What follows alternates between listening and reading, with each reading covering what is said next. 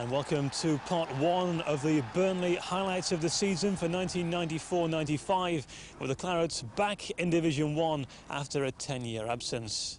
Burnley, of course, won promotion via the end-of-season playoffs last May, beating Stockport County at Wembley. Initially, life was tough in the opening few fixtures, with defeats away at Middlesbrough on the opening day and drawing at home, conceding late goals against Stoke City and Bristol City. But Burnley's form away from home this season has been good, with victories at Luton, Charlton and Millwall. And in November, the Clarets were unbeaten in all fixtures, stretching into December with 11 without defeat. We begin our highlights review with a look back to the opening day, Middlesbrough at Ayresome Park, and then of course the first home fixture against York City in the League Cup first round, first leg.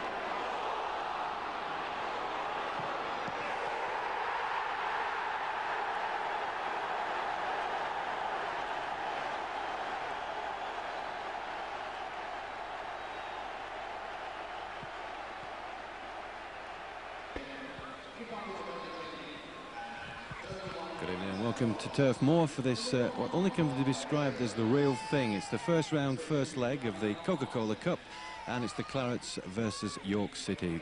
4 previous meetings, or I should say 3 previous meetings in the last campaign, and York City came on one occasion, that was in the FA Cup, and well, they put a 10-man defence against the Clarets, which made it a wee bit difficult, but Burnley got them back at the replay at Bootham Crescent, so hopefully tonight York City won't have a negative attitude. Again, one for Lancashire to chase. Wins the ball, but it looks like it may just run out for Graham. Lancashire been linked with various clubs, Chester City being the most prominent of those clubs interested in him. John Deary's cross, and an opportunity there for the number 6 Warren Joyce, more or less a free header, if you like.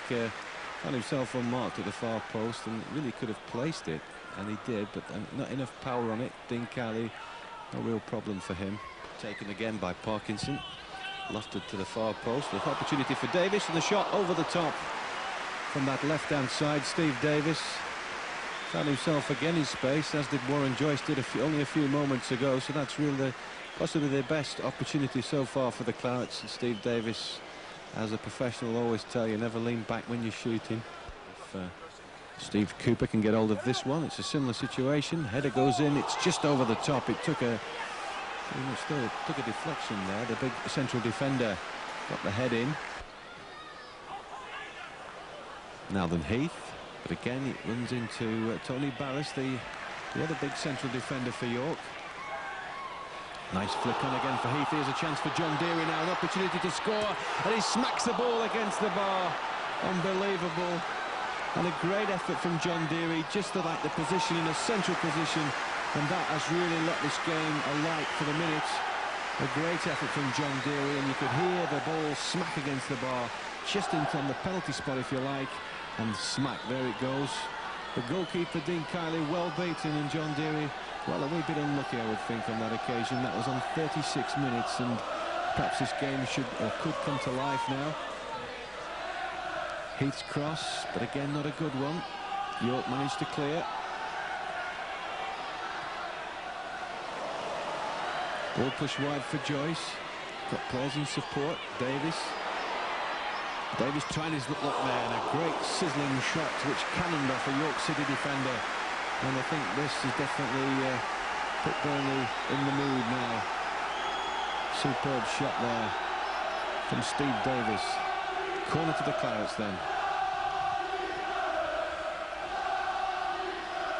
Looks in a very determined mood. Joyce. Heath. And Stanley finding himself at the forefront of the attack. Harper. Wayne Hall with that prominent left foot again. Alan Harper missing out that time. Here's John McCarthy for York. Stanley having to chase after him. Very tricky man indeed. Cross comes in from Hall. From Pepper it was. Pepper's the man he was hounding. Steve Davis for the Clarets. A ball which Graham Lancashire leaps onto here. Now then, a cross from him. And again, some brave keeping from Cowley. And a chance for Joyce, who puts the ball in the back of the net. Some great poaching again from Warren Joyce. We saw him do it at Plymouth before the final. He's done it again, and it's all that we wanted. On 27 minutes, the Clarets take the lead. Warren Joyce. Good goal, that. Took it round the keeper well as he latched onto that. I think he took a deflection, but who cares? That's a good goal from Warren Joyce. Great ball played down that right-hand side. Graham Lancashire's cross. Kylie, brave as he is, the keeper. And a bit of poaching there from Warren Joyce, who made no mistake, just taking it wide of the keeper. And that's 1-0 in the first round, first leg of the Coca-Cola Cup. Burst through on numerous occasions, but hasn't been able to find the back of the net, thankfully. And there goes the final whistle, the first leg, first round of the Coca-Cola Cup. Burnley take a lead of 1-0 to Bootham Crescent, and the goal scorer, Warren Joyce, on 27 minutes. It's back to league action on Saturday when Burnley take on Stoke City, which hopes to be a big attendance, and Burnley hope to continue in their winning vein.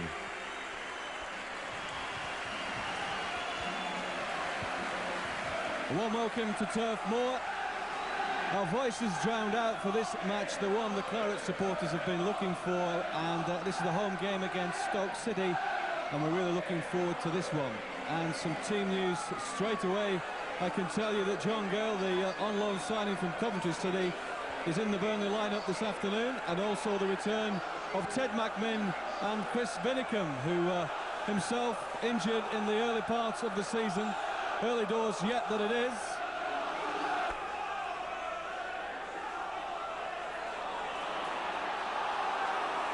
And that's given for the Clarets. Warren Joyce bungled off the ball by Simon Sturridge.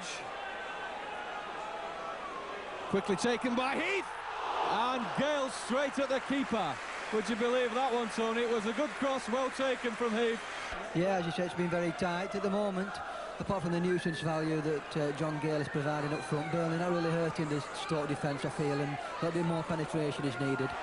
That was a superb header for Robinson, a shot from him, and a good save from Cole Muggleton. It wasn't really stretching out, but a nice shot from Liam Robinson, and a super header laid down from John Gale. 1-2, 1-2, Parkinson's cross, Heath, headed across goal, and the effort from Gale, and it caused problems for the keeper Muggleton. Looked like it was going wide, but John Gale got a touch which could have rocketed into that bottom corner of the net, and results in another corner for the Clarets.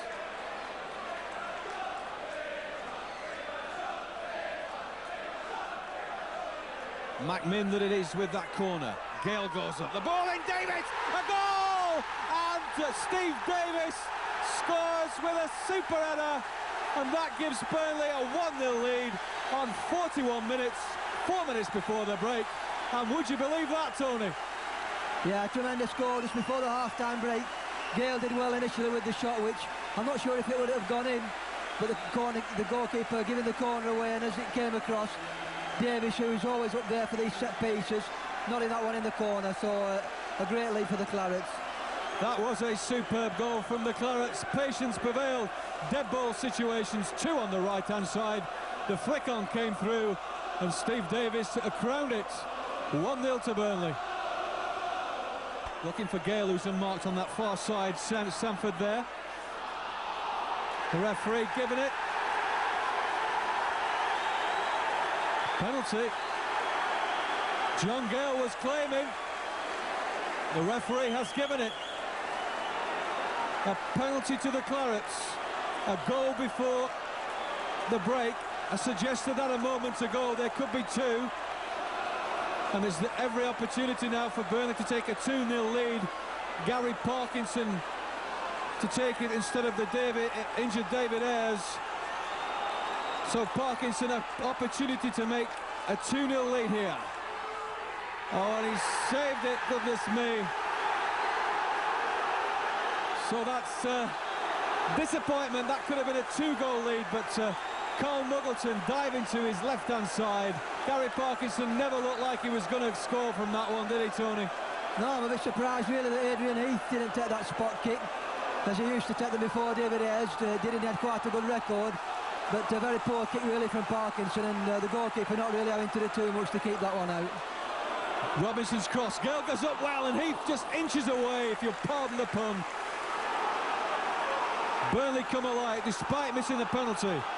Vinicum just catching the full-back. Catching play by Vinicum. A good cross to the back post. Gale's up there again, and he goes crashing down with the number 4 John Dyer. So Burnley really have come to life, and unfortunately a penalty miss before the break. And that's the half-time whistle, an action-packed first half. Burnley have a 1-0 lead. Steve Davis the scorer on 41 minutes.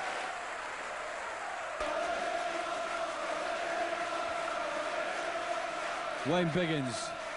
Good cross from him. Carruthers. Sturridge. Carruthers, and a great save from Marlon Beresford again. Diving to his right-hand side. And really that was an opportunity for Carruthers to draw level, but Marlon Beresford equal to the shot, and that's just kept Burnley in the game again.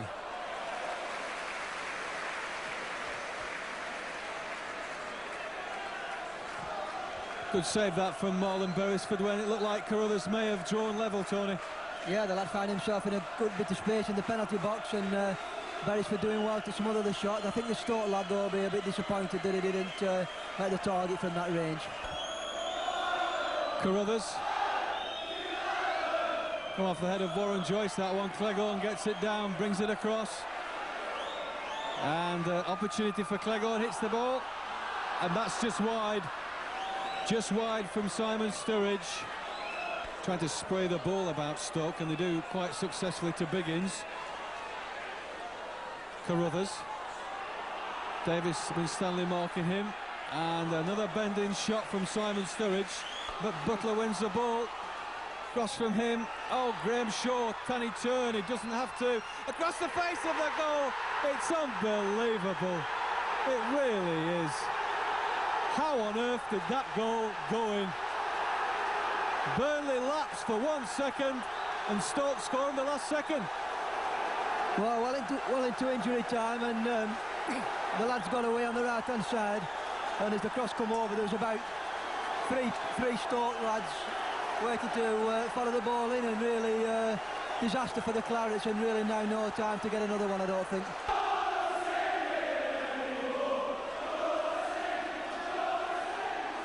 The referee will blow for full time, and that's it. Burnley 1, Stoke City 1. Very disappointing in the last seconds of the game. John Dreyer equalised. That ball came over from the right-hand side, and well, that's what happens. But a point for the Clarets, it must be said. 2 points dropped. So from Turf Moor, it's a very good afternoon with a final score of Burnley 1, Stoke City 1.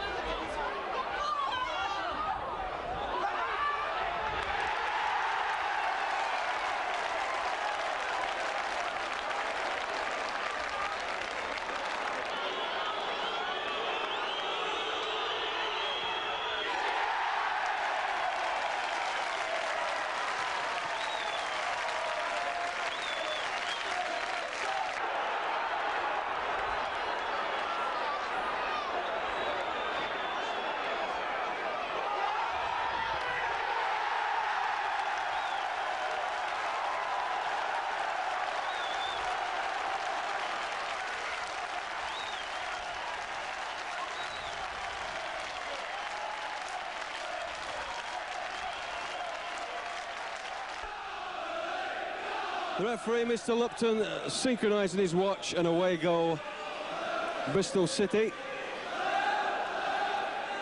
Neil Harriott with his first touch of the ball down the Bristol right-hand side. Warren Joyce, well, puts it under pressure on that left-hand side.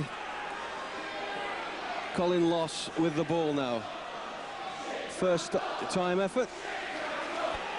Davis, Winstanley, I do beg your pardon. And a chance for Robinson, dispossessing the fullback. Robinson shoots first time straight at the keeper, and perhaps he could have done a little bit more with that, Tony. And the corner then to the visitors at that near post, and a flick in, and a great save from Marlon Beresford. Wasn't just sure who that came off. Harper loses out. Martin Scott puts the ball in, just bounces over the top. And there's that man in again, Junior Bent, and Bristol looking very, very strong up front. Long searching ball for Allison. Winstanley got him marked all the way, but has to play it back. Edwards on that left-hand side. Right foot shot from him. And again, that man in, Junior Bent, on the keeper, Marlon Beresford. Scott in, Baird with two Burnley men on him. Has to push it wide. Straight to Parkinson. Cleared by Harper. Hinchy holds it up. Nearly gets clattered in doing so. Great ball from Heath to McMinn. Now surely can Ted McMinn do something with this? Pushes the ball across the face. But again, Edwards, as he gets it back, unbelievable stuff. McMinn's cross, too powerful surely, but put it back in, and a goal! And that man Warren Joyce puts the ball in the net, and that is 1-0 to the Clarets. Well, it all started with that terrific ball played by Heath over to McMinn. It looked like he'd wasted the opportunity, but some clumsy defending, giving the ball back to Ted, and it's crossed well headed back by, I think it was Liam Robinson, and Joyce just really nodding it in on the goal line and giving Burnley, well, I'm not saying a well-deserved lead, but a hard-fought one. McMinn again, ball up for Heath. Heath holds it up with his chest, great ball from him, and Warren Joyce wide for Robinson. Overlapping is Parkinson, he waits for him to come, he gives it him. Parkinson now, across from him, and straight on the 6-yard line. Warren Joyce coming in again for that header. Scott trying to do wonders for Bristol. Here's Edwards. Fowler pushing it wide for Harriott. Harriott's cross. Davis catches the top of his head that time. Half cleared. Harrison thought it brought him down there. The ball's still in the box, looking dangerous, and it's happened again. Allison, in the dying seconds of the game, has punished Burnley. Well, what can you say? Absolutely gutted. The Burnley boss must be. I know the 11,000 fans are. Allison, a terrific shot, really. I suppose on the balance of play, only fair that Bristol should go away with the point, but very cruel on the Clarets, holding that lead for so long, and then right at the death, giving that goal away. So it's a complete repeat of the Stoke City match. Very little time left, and Burnley have thrown it away. Parkinson. Joyce. Heath brought down, no doubt about that. Burnley's last chance to grab the winner.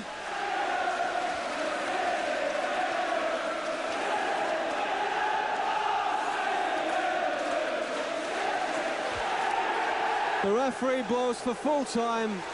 Burnley commit the sin of conceding in the last minute of the game, and well, Warren Joyce goals cancelled out just to finally sum up, Tony. Yeah, Burnley grabbing that lead just before half-time. It was a carbon copy, really, of the Stoke game. A goal just before half-time for the Clarets, and then tonight, once again, giving a goal away right at the death, not having really any time. I think it's every division now, there's a big step up in each division, and I think when you move up, you've got to adjust to the pace of the game. It's much quicker in the first than what the second division is. And I think it took us a little while to adjust to that. After a bit of a up and down start, I've really settled in now and it's thoroughly enjoying myself. Do you still feel that you've got some unfulfilled potential still waiting to burst out? Yeah, definitely. When I first come from Aldershot, the way I was playing down there, like Premier League clubs were watching me and ready to put money in for me and that. So if I can get back to playing like that, then I'm sure that I can play at the top. Is it fair to say that there have been times in your spell at Burnley when you have stood still? Yeah, injuries and confidence. The confidence went for a while, a couple of seasons back, but it was all due to not getting a run in the side. So I think now I'm getting a regular game, I'm starting to show what I can really do.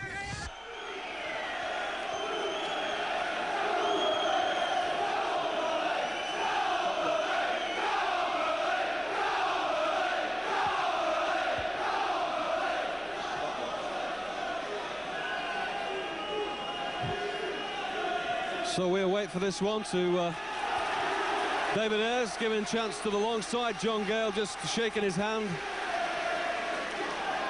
If it's a fit David Ayres, then we could see 1 or 2 goals from the Clarets. Away we go then. Ayres straight into it. Goes down, wins the free kick, first touch of the game. So the first touch from David Ayres results in Burnley free kick, left-hand side.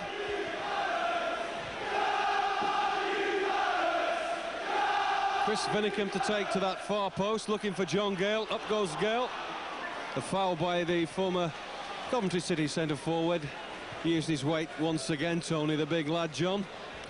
Yeah, he's going to be an asset, hopefully, this afternoon for Burnley. Jimmy Mullen saying before the game that it's up to the players to bounce back with a victory.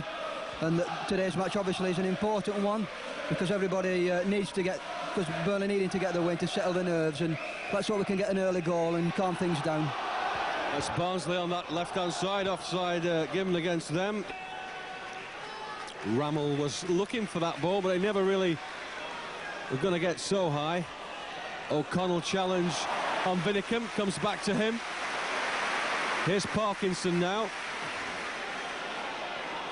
First time deep cross for Gale, nods it down, and a chance for Robinson perhaps, but the goalkeeper very quickly out, Dave Watson. And an early cross.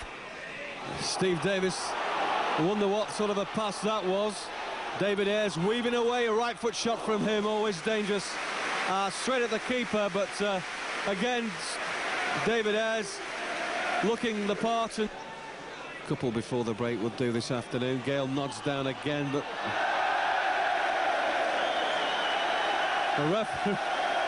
the referee's got a clout on the head, and I think this may have knocked the chap out. Mr. Watson got a bang from that ball. That's with being right up with play, the reason for that one, I would think.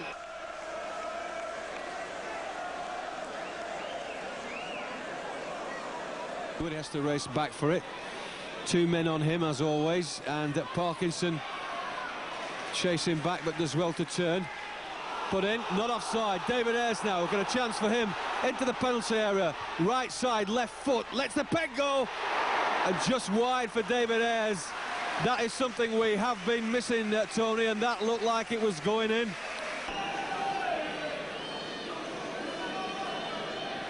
Danny Wilson to take this one.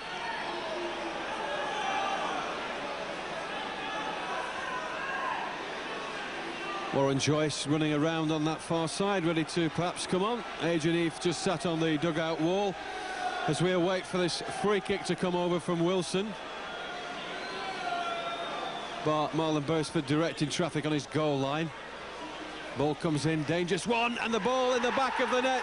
Who is it? Andy Payton scores for Barnsley, and that spells disaster for the Clarets. 1-0 down. Who will come off? Well, could be David Ayres, who hasn't played all that bad for his first game. Danny Wilson pushing it inside for O'Connell, and he makes it 2-0. So Brendan O'Connell against his old club. No. Disallowed. For a horrible moment, I thought Burnley had gone 2-0 down, but O'Connell's goal is cancelled out. Songs of encouragement from the long side. Burnley still having to push forward. Watson out. Catches Robinson as he advances from his 18-yard area there. A corner then, Snodden brings it in, and a goal. That's Taggart. Goal number 2, the dead ball situation paying off. And Burnley are in deep, deep trouble. Well, I thought the ref had given that goal then, and then deciding to give a free kick against Taggart for a foul on Beresford. So unfortunate one there for the Barnsley lads. Yeah, that was the second time the referee not really made his decisions all that clear. Still a fighting chance then, as Burnley trail by a goal to 0 here at Turf Moor. So just a minute over on our clocks, and Barnsley will be in no great hurry to take this free kick.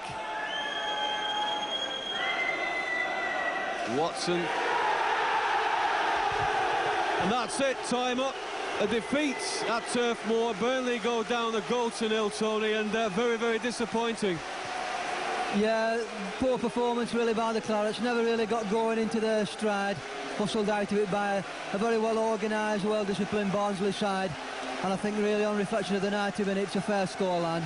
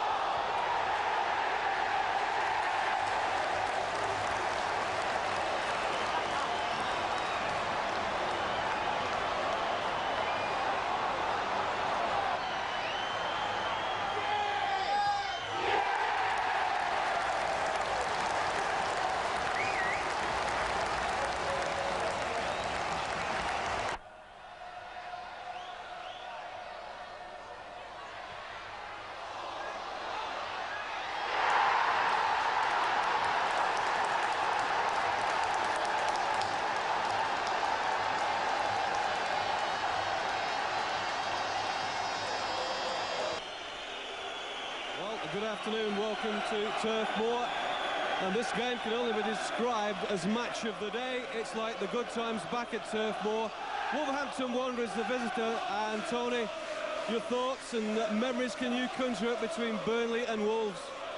Wolves will kick this one off at Turf Moor, and it looks like a full house.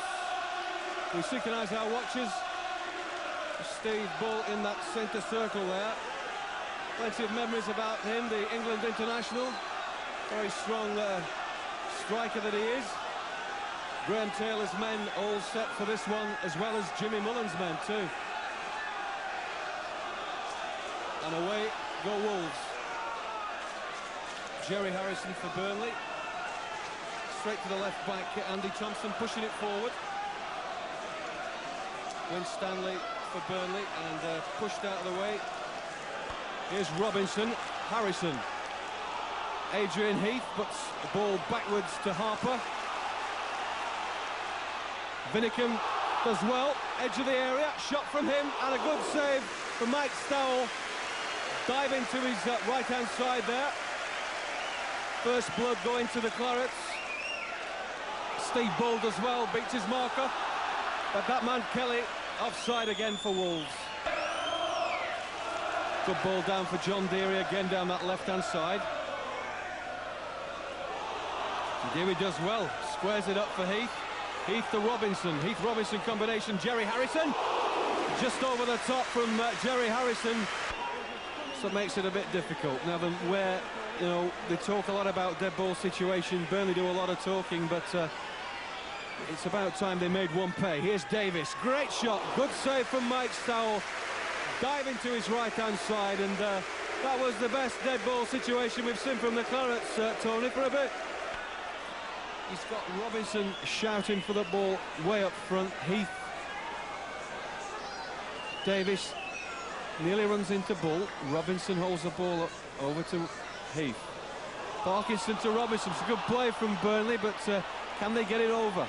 Robinson racing to the byline. A good cross, and Smith's in the way to head the ball out for a corner. Some great play from Robinson on that right-hand side. Yeah, excellent work by Robinson. I thought he was going to be crowded out when he got over on that right-hand side with 3 Wolves men round him, but did well to get the ball over. Unfortunately for the visitors, Smith doing well to just head that one clear. So then, James Smith does the homework, puts the ball out, Burnley corner. McMinn will take for Burnley, over to the far post. Robinson, as small as he is, gets up, but he fouled in doing so. With this corner then for Wolves. Bending one that it is, a flick on from Kelly, and Bull! Steve Bull scores for Wolverhampton Wanderers. A good corner from Ferguson, Kelly got the flick on, and Steve Bull from 6 yards makes it Burnley 0, Wolverhampton Wanderers 1. Yeah, that's something that probably most teams try during the week in training, the set pieces, and quite simple really, floated in, and a good flick on by Kelly, and Bull just finishing the job off and giving the Midlanders the 1-0 lead. Showed his dedication by staying with the club.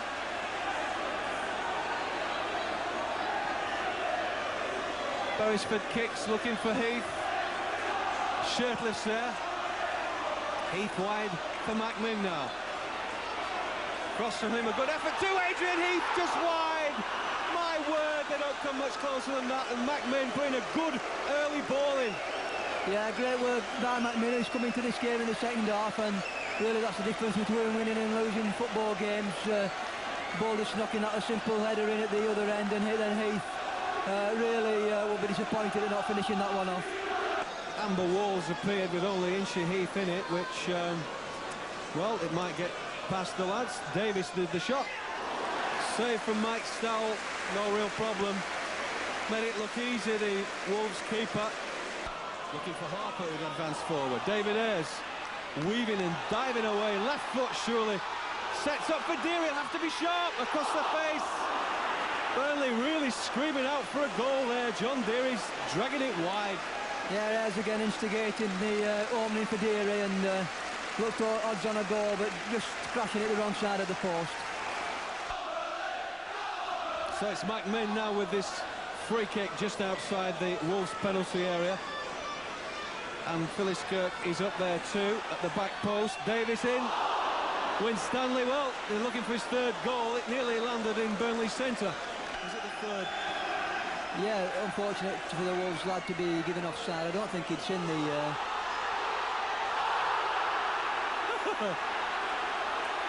There was a photo handball, but David S. really, I thought it was going to break the net.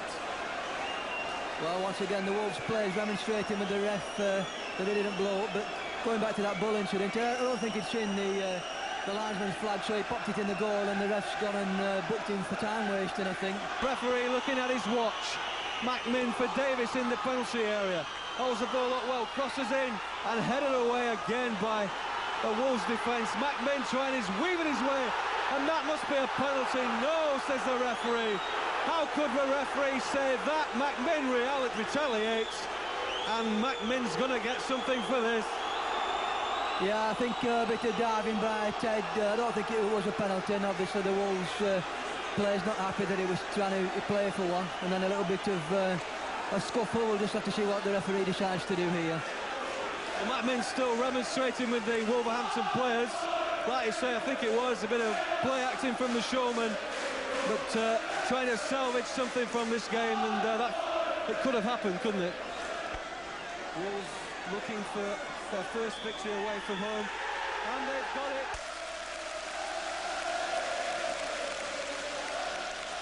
4,000 plus Burnley fans are here, dreaming of emulating recent giant killers Bolton, Peterborough, Bristol City. In the heart of Burnley's backline sits Mark Winstanley, who's in the Bolton team, which scored that memorable cup win here at Anfield 2 years ago. There are a few names on the Burnley team sheet which have appeared in this famous stadium over the years. Adrian Heath starred in a few famous Everton performances. And Alan Harper was in the reserves here when Roy Evans was second-string boss. But maybe most inspired by the evening will be David Ayres, a mad Evertonian who's fought back from injury to fulfil a lifetime's ambition to play against the enemy.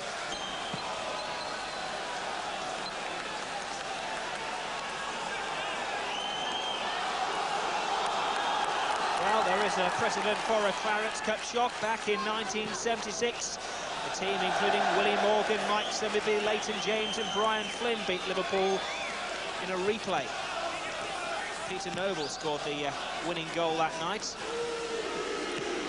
They've been reliving a few memories on the terraces behind David James' goal to our left-hand side. Liverpool straight onto the attack, rush to Redknapp. Jones looking for a midfield run of Redknapp. Liverpool desperately need to score a few goals. They've gone 2 matches now without hitting the back of the net. Harrison to Ayres. Encouraging start from Burnley as Harrison goes again, tries the curling shot, but no trouble for David James.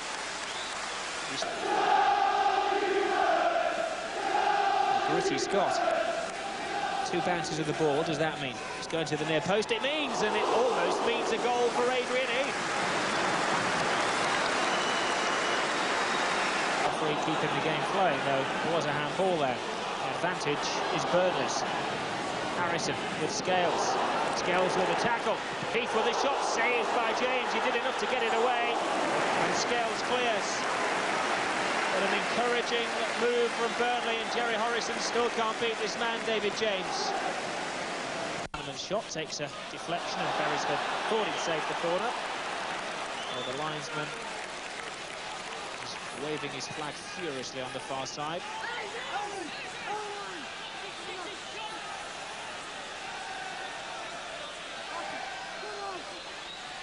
Redknapp. Header from Scales, and his first goal for Liverpool. That was a solid header, and a solid goal-scoring start for the expensive buy from Wimbledon. The ball never stays still. Liverpool keeping it moving as Redknapp puts it in, doesn't quite find Rush. Now finds Bjornaby. Chance for Fowler. Goal for Fowler. The ball was flying around the edge of the Burnley box like a flying saucer. Burnley just couldn't get a sight of it. And then the UFO flew past Marlon Beresford. Robbie Fowler's 5th goal of the season. The Burnley fans continue chanting. Only for them, Burnley deserve a goal, and Adrian Heath almost gives them it. Referee checks his watch, and there is the full-time whistle. An important victory for Liverpool, who certainly don't belittle this competition. Roy Evans values it as a route into Europe. A victory tonight started by John Scales, making up somewhat for his mistake against Manchester United at the weekend. And Robbie Fowler giving Liverpool a 2-0 victory on the night.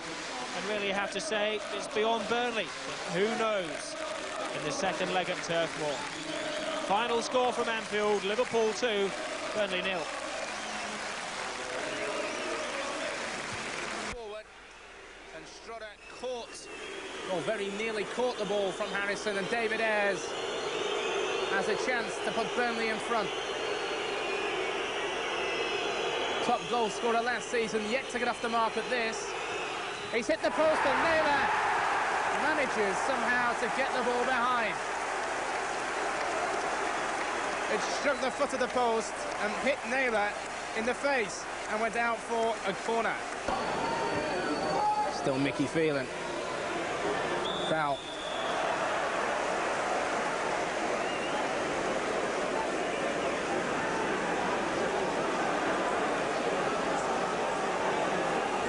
Ashcroft, who can be so deadly from these positions for West Bromwich Albion. Header comes in, and Bob Taylor gratefully receives... Tranmere today then, Liverpool on Wednesday, and Bolton a week today. A daunting task for the Clarets, Tony, but we've got to get this win, haven't we? That's right, the Clarets still looking for that elusive first win as we enter the month of October. If you go back to the 1979-80 season, Burnley didn't record their first home win until November the 24th, so I don't think there's any need for panic stations just yet.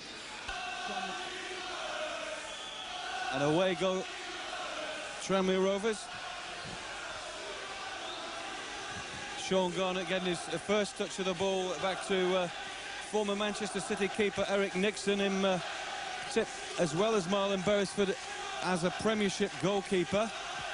Let's hope, but particularly Marlon Beresford can be a Premiership goalkeeper with the Clarets and nobody else. Pat Nevin, Malkin. Nevin again on that left side for Tranmere. Mungle.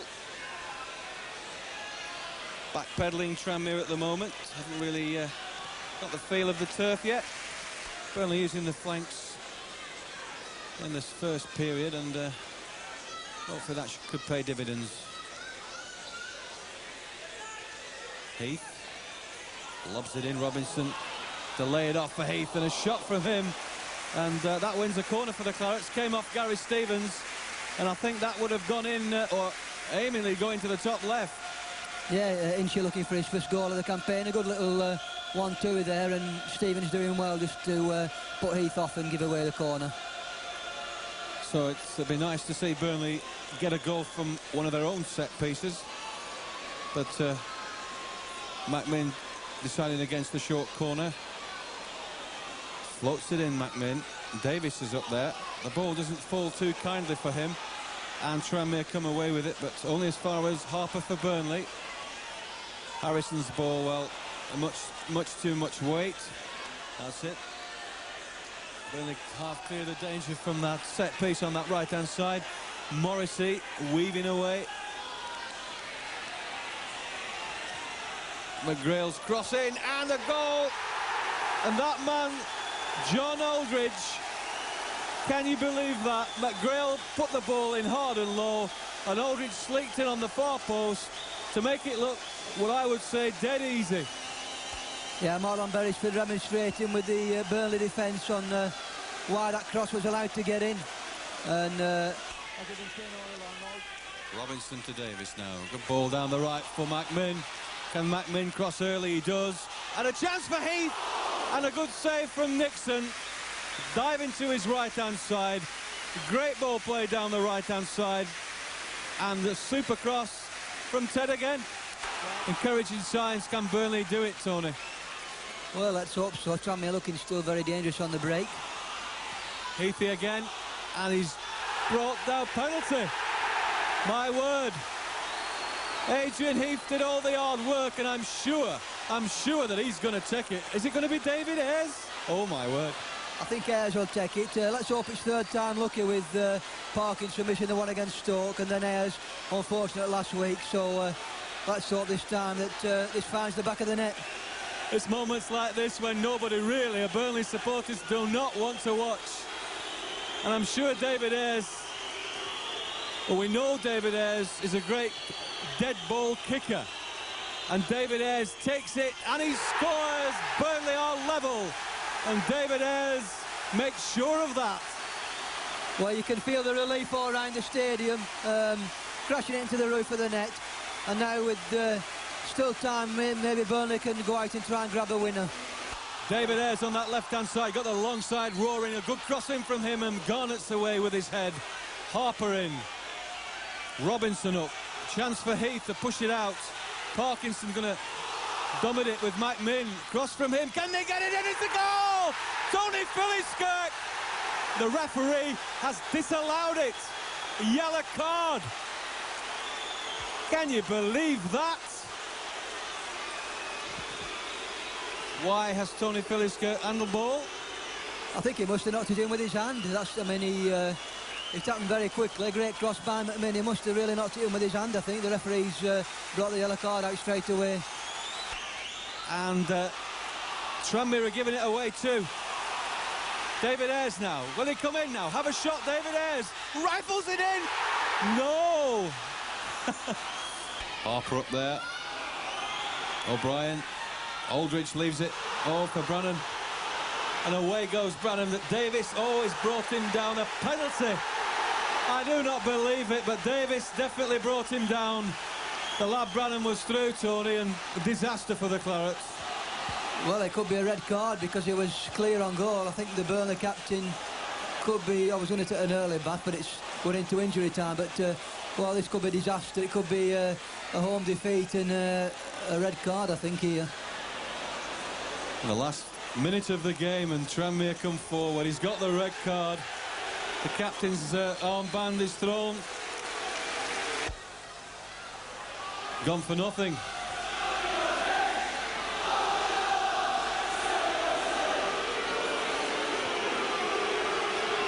Jed Brannan, the man brought down, is hobbling off the field now. Adrian Heath coming up to Marlon Beresford. A few words of wisdom about John Aldridge. And with the saviour this afternoon, if Marlon Beresford can save this. Aldridge up to take the penalty. It's not gone in! Tremendous stuff from the Clarets. No goal. A hero's afternoon for Marlon Beresford. Oh, what a fantastic save that was. Aldridge has got a great reputation for penalty taking. Must have really expected to put that one away. Terrific. Ended up a double save by the Burnley keeper. Amazing stuff from Turf Moor. And that's better than winning, actually, at the moment. The game's over with. The referee's blown for full time, and it's a draw. Burnley 1, Tranmere 1. And what an eventful finish to the game. Oh, what an amazing end. The last kick of the match. And Beresford gives his side a point. It's absolutely terrific save, that was. So it was the turn of David Ayres last week, the turn of John Aldridge this afternoon to miss a penalty. Even Stevens, Burnley manage a point. The hero of the afternoon, Marlon Beresford. The words of wisdom from Adrian Heath must surely have paid off. Second round of the Coca-Cola Cup here at Turf Moor. It's Burnley and Liverpool, a 2-0 deficit for the Clarets. Robbie Fowler and John Scales the score at Anfield. It could have been so different in the first leg, but as it is, it's 2-0 on aggregate at the moment.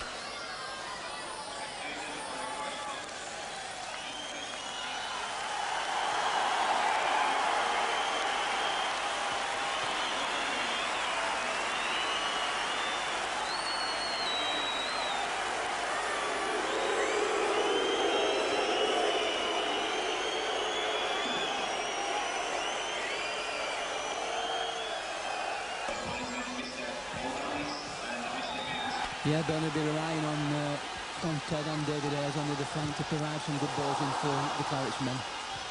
Rob Jones again, pushing it square for Rush. Ball played in, and this is a possible good save from Beresford. Burnley under the cosh somewhat at the moment. Tony Philliskirk finds himself down by that touchline. Wins a corner. Tony Philliskirk does well there. Yeah, he's earned his chance to be in the side tonight. I thought he did exceptionally well on Saturday. He sparked the Burnley forward line up during that 20 minutes or whatever he played, so hopefully he can put in a good performance tonight. It certainly made a difference when he came on for the presumably injured Jerry Harrison against Tranmere, but for that goal he scored with his hand, well, who knows. Ball comes in, the whistle's blown. A free kick to Liverpool. Jan Mulby just laying it off. Rush into central position. The chance is now a goal for Liverpool. There's no problem there. Jamie Redknapp, the scorer, and that's 3-0 on aggregate and 1-0 on the night, Tony. Yeah, cool as you like. The defence really opened up, and a bit of skill there as he went round Beresford and just slipped it into the goal. And unless Burnley can do something quite dramatic, really, you've got to say that the tie is as good as over. Yeah, McManaman making the spade work, and that was the third goal over 2 legs. And Burnley, well, it's Liverpool who take a reasonably early goal in this second leg.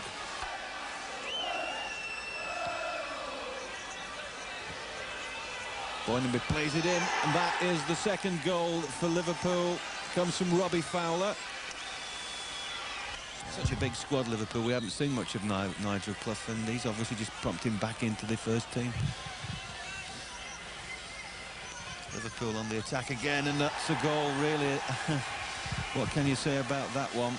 A surprise one to Jamie Redknapp, the scorer then. Still Liverpool have it. And that's another goal. Nigel Clough finds himself on the score sheet, making it look so very easy. Still coming forward for the Clarets. Plays to the back post. Gale gets the header in. A chance for Robinson. He scores a goal. What a goal from Liam Robinson. A consolation goal. The knockdown from John Gale. And a good cross from the left. Yeah, Burnley producing probably as good a move as they have all night. A good ball knocked in. Jimmy Mullen doesn't look all that enthralled by that goal, but a cracking shot by Robinson, and well, at least it's some consolation. Eventually one of the shots ended up on target, and a blistering effort, and James routed to the spot. Again for Ayres, who just nods it on again, looking for Philliskirk, but Liverpool quickly get the ball away. Clough. There goes the final whistle. 4-1 on the night. The Clarets lose 6-1 on aggregate, and that's farewell to the Coca-Cola Cup. Ends the League Division 1 on Saturday against Bolton Wanderers. Lancashire derby here at Turf Moor. Bolton Wanderers, the visitors, and Bolton, of course, lying 8th from the top of the Ensley Division 1. Burnley, we know, need to be reminded, are 3rd from bottom, and still looking for that elusive win here at Turf Moor. Battalainen on that far side, pushing it wide. That's Alan Thompson. Is impeded for his run down that left-hand side. A free kick to the Wanderers.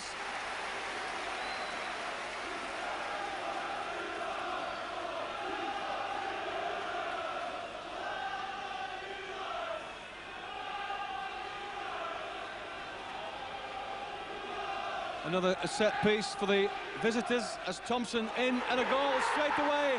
John McGinley, and dare I say it, and he's cutting across field. He's going to leave it for Deary. Winstanley to Vinicum under pressure, and Vinicum does well to get past McAteer. A good cross from Vinicum. Philliskirk heads over the top. Vinicum plays it long, and that was a foul on Randall. There's no doubt about that. The referee will definitely book him for that. So red card. Jason Lydia, who fouled Harrison just after the break, and that's his marching orders. Feels the Burnley goals have got to come sometime. Yeah, they've had attack after attack in the second half, but as I say, nothing to show for their efforts, and about halfway through the second half, so let's hope that we can something can develop from one of these set pieces. Yep, we got Steve Davis there. We got a touch from Ayres, a brilliant shot, and what a goal from Steve Davis! Superb. Well, just bang on target there, Steve Davis. Burnley giving so many goals away this season with set pieces, and that time working a treat. Burnley skipper lashing it beyond the despairing Bolton keeper, and it's got to be said, a deserved equaliser. Gale and Platanine, and David Ayres. Oh, put wide by the number 7 Simon Coleman, the man they got from Sheffield Wednesday. I thought that was in. Yeah, I don't know whether the defender was quite aware how close that was to going in, but Ayres unlucky, and once again Burnley really making a lot of inroads into this Bolton defence. Burnley coming good, the good ball played in, punched away by Brannigan, and a shot! Oh, what a goal! John Deary! A cracker from John Deary, and that is Bolton Wanderers 1, Burnley 2. This is turning out to be a tremendous second half. I don't know what the Clarets had for their half-time drink, but it certainly worked, and they've come out looking a different side, more purposeful, and really took the game to Bolton, and Deary lashing a tremendous shot in there. McGinley with that throw-in to McAteer. Oops. Slip from Winstanley. De Freitas lays it off. McAteer, great save from Beresford. Another smashing save. Well, very bad sportsmanship really by Bolton. Vinicum kicked the ball out intentionally for the throw-in to allow the trainer to come on, and usually the opposition will then throw the ball back, you know, to the other side, but instead Bolton tried to take advantage of the situation, and it would have been a farce really if that one had gone in. Having said that, a tremendous save by the Burnley keeper. McAteer's corner, and the ball played up. Coleman, oh, it's a goal! Simon Coleman equalises at the far post. Well, what can you say? Beresford obviously not happy. The sportsmanship of Bolton really brought into question there. They've got the equaliser through the debutant Coleman, but not very pleasant scenes, I don't think, here. Puts it up for the last time, perhaps. Robinson, Davis up, and a chance for Philliska.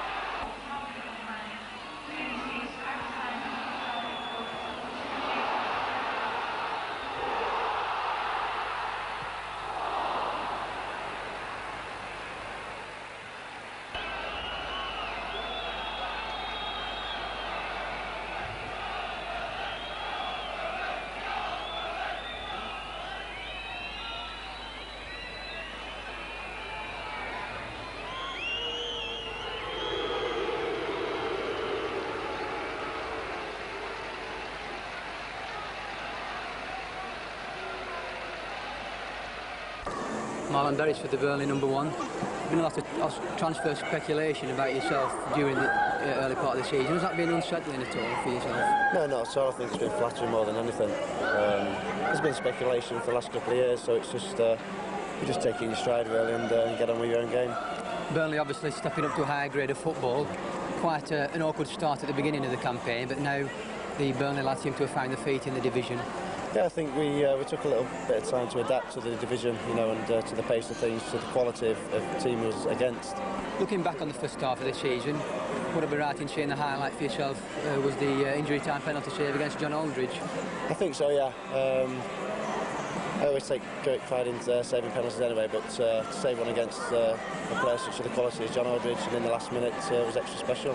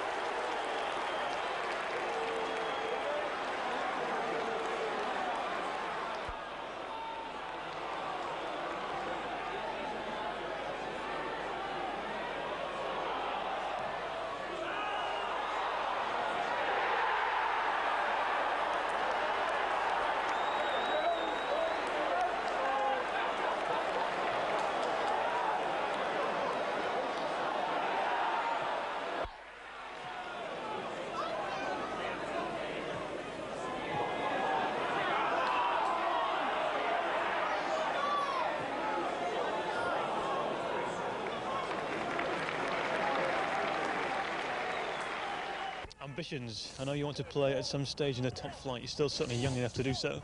Yeah, I mean I think that's everyone's ambition to play in the Premier League. They get that much coverage, you know, you're always in the public eye, and you know, and it is one of my ambitions to play at that level. What chance with Burnley? Obviously it's incredibly hard to get out, and once you're out it's incredibly difficult to stay up. Yeah. Is it possible?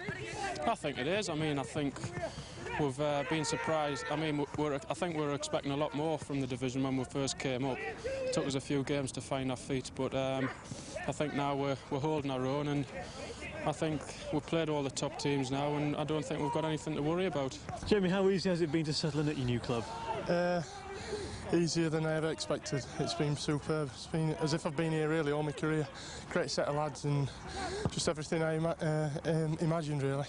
And there's ex-Bury Mafia knocking around with Terry Pashley and Liam Robinson. Has that made it a bit easier as well? I wouldn't say Liam's a Mafia man, would you? I mean, Pash definitely an henchman, yeah. But there's a big crew of you from there, isn't there? Yeah, I mean, that's helped as well. I mean, I've known Liam as one of my best friends, so, you know, he's helped me settle in. So it's been great, yeah. Now, you got sent off fairly early on in your career at Burnley against Charlton. That was a big upset, wasn't it? That really hurt you. Yeah, it did, because I mean it could have messed me move up or whatever, and I thought it was very unjust at the time. You know, the referee was out of order, but that was his decision, and you know, as it turned out, the club was superb and stood by me, and you know, I got the move out of it at the end. Mr. Lloyd is the referee, and any predictions? Well, it's difficult. Burnley, of course, struggling at home this season, but let's hope that this afternoon they can return the excellent away form at Turf Moor. They've looked very promising and created a lot of chances in the last few weeks, so let's hope that they can turn those chances into some goals. I hope you're right. Adrian Randall and Liam Robinson in that centre circle, and away goal. The Clarets, Steve Davis pumps rather a hard ball down the left-hand side, and David Ayres, no real chance of catching that one.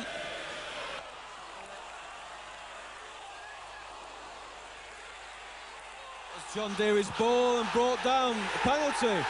Robinson brought down by Gallagher, and the Clarets have a penalty, and that was good refereeing.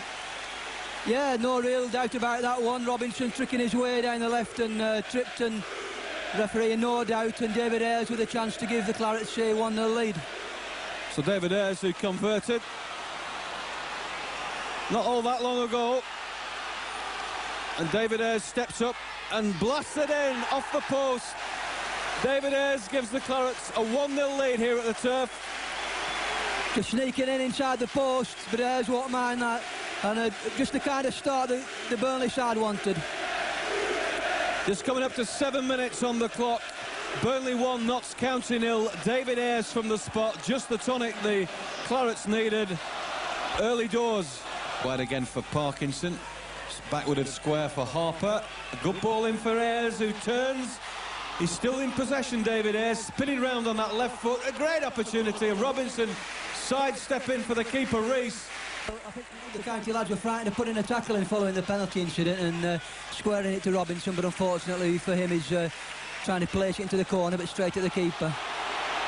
Something going on with O'Gorney and Beresford, well, he's playing full-back at the moment, and that could have been dangerous. He's back in his goals now. John Deary takes it away from Phil Turner, and here come the Clarets again. He's got Robinson on the right-hand side for the Clarets. Robinson racing, and the flag goes up for offside.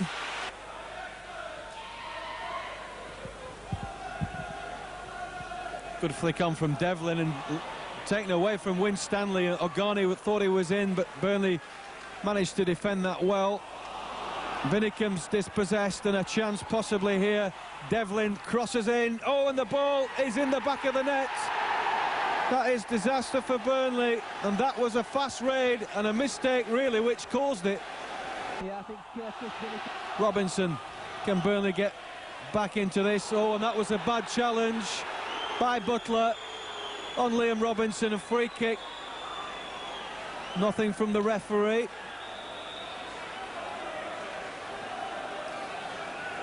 So Burnley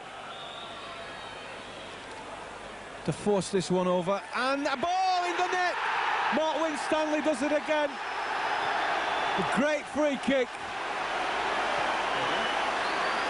Jamie Hoyland, in fact, who scored that one for the Clarets. Burnley back in within a minute. Burnley 2, Notts County 1. Chris Vinicum probably breathing a sigh of relief. The perfect reply. Notts County still celebrating that goal, and a great free kick, and Hoyland getting in for his first goal for the Clarets. I'd like £1 for every time he's touched the ball this afternoon. A real tussle going on there, Marlon Beresford, and Beresford comes away with the ball. Rather amazing one, that one. I don't know how he managed to do that. Going to push the ball wide on the right-hand side. Parkinson plays it in for Deary, tries a shot, gets the cannon off the fullback, and it returns to Harper. Chips in, lovely ball. David Ayres hits the top of his head. Rees with the kick. The wolf whistles are loud and shrill. Burnley defending at the moment. Vinicum clears long. Referee's looking at his watch. Come on, you've got to blow sometime. It might as well be now. And the whistle goes, and Burnley have their first win at Turf Moor. 2-1 to the Clarets, Tony. Well, they had to do it on their birthday, and I didn't think they'd wait that long, but tremendous sense of relief around the ground, getting that first win and lifting them possibly 3 or 4 places up the league tonight. And they'll look forward to Tuesday night when they hope to do the same thing to Watford. David Ayres, thanks for joining us. A win at Turf Moor, not rare last season, but certainly rare this year. Relieved? Yeah, we've been struggling this year at home. The away form's really picked up, and you could see today like we were desperate to win, and I thought we deserved to win in the end. I think the referee was perhaps going to start adding 10-15 minutes on, take us up to tea time. Yeah, the lads on the bench were saying there was like 2 minutes to go, and then I asked the ref, and he said like 6 minutes to go. Like, so I was a bit surprised there, but we knew like we couldn't make the mistakes we'd made in the previous home games, and luckily enough we never. Tough opposition, although bottom of the league, they put up a fight for us, didn't they? Yeah, they proved through the week. They're a good side. They beat Spurs 3-0, and they've come here today, and I thought, you know, they were quite a good side considering they were bottom of the league. Now, you was offered a penalty, you took it, but what were your thoughts when it clipped the post? I thought West Brom all over again, but yeah, I mean, I've hit it well enough, and lucky enough the keeper's gone the other way, and once it's hit the post I thought, well, you know, is it coming out or not, but once I'd seen it in the back of the net I was relieved. I'm not going to hit the goalkeeper on the nose as a game what happened to, which was that? Was the West Brom? Right, yeah. Yeah, that was unfortunate, wasn't it? But things coming together now for the Clarets. Yeah, we've got another home game on Tuesday against Watford. You know, if we can get 3 points there, I think we'll be pushing up into the top 10, and you know, we can only build on from there. You sort of moved over to the right-hand side in that first half a bit. You like the roaming sort of role, if you like? Well, the gaffer's given me a front row with Liam Robinson. He's trying to get the both of us in behind the back four, and it's a role I quite like, because you're getting involved with most of the attacks, and you know, if I can get on the end of them and put chances away, you know, all the better for me. I heard the Notts County manager saying that you were the man that caused them the problems here this afternoon. Well, that's nice of him to say, but you know, I like to be involved in the game, and playing in that position where you're up front, you know, you get a lot of the ball, and you know, you can do a lot of the, you know, the work that we're supposed to do up there. Now, Jamie Hoyland, we spoke to him a little bit earlier, and he's quite happy with the setup here, and he's certainly made a difference to the midfield, hasn't he? He's sort of a cultured player, if you like. Yeah, he's had that little bit of steel as well that we've been missing. He puts his foot in, but he's also like good on the ball. He gives the ball at the right time and the right places, and you know, he seems to have settled us down a bit. And a goal for him today would obviously make him rather happy about that. Yeah, he was really pleased. I was talking to him after the game, and he was saying, like, you know, he's really pleased to score his goal. Talking of the overall standard of the First Division, the Ensley First Division, a lot different to last year, and every club seems to be a team to, well, compete against, don't they, really? Yeah. Very hard. There's a lot of good sides in this division, but I'd say we've been on our travels this year, and we've come out on top on, you know, most of the games. We've got really no one to fear in this league. The teams we played here at home, the majority of the games we should have won. We've let slip, like, you know, the wins and that. But as I say, we're just finding our feet probably, and hopefully from now on we can go on to better things. Like. Are you happy with a mid-table position at the end of the campaign, or higher than that? Well, the main thing is the fact that we don't go out this league. I mean, we've got to make sure that, you know, we consolidate this year. But, you know, if we can push towards a playoff spot, like where, you know, it's no mean feat, like, because, as I said before, there's no one really to fear in this league, and hopefully if we can carry on the way we're doing, you know, there's no reason why we can't be in the playoffs. Try and pick up that home form we had in the last campaign, where we were unbeatable at home virtually, wasn't we? Yeah, I mean, teams come here a year, you know, week in, week out, and we're expecting to lose because, you know, we were so good at home.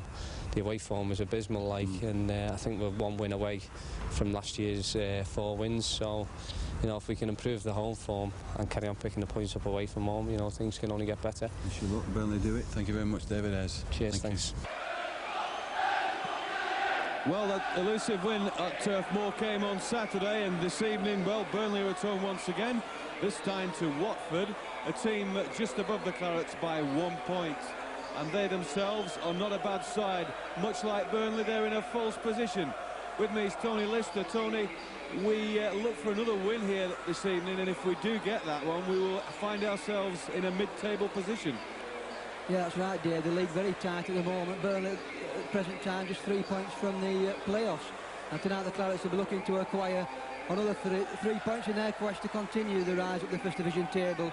And confidence must be a lot higher in the Burnley camp in the aftermath of last Saturday's hard-fought win against Notts County. And away straight to the hornet's nest, and that was put out straight away, no hesitation there. Vinicum looking again for Adrian Randall, an opportunity to push the ball forward, and Robinson's in, and so's the keeper. Was he brought down? No, says the ref. No penalty, and Randall. John Deary's got past his man this time. John Deary can let that right peg go. Looks good, and well saved from Keith Miller. Kevin Miller, in fact. David Ayres hobbling a bit from that challenge. And the referee not really getting to grips at the moment, as far as Burnley are concerned, at any rate.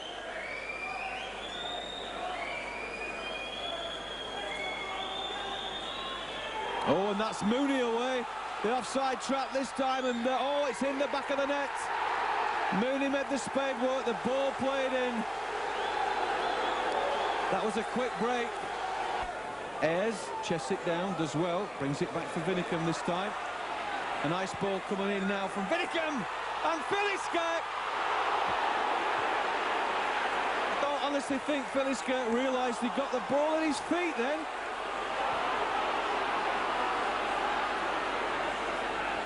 Ball played up again to that far side, a challenge, a penalty.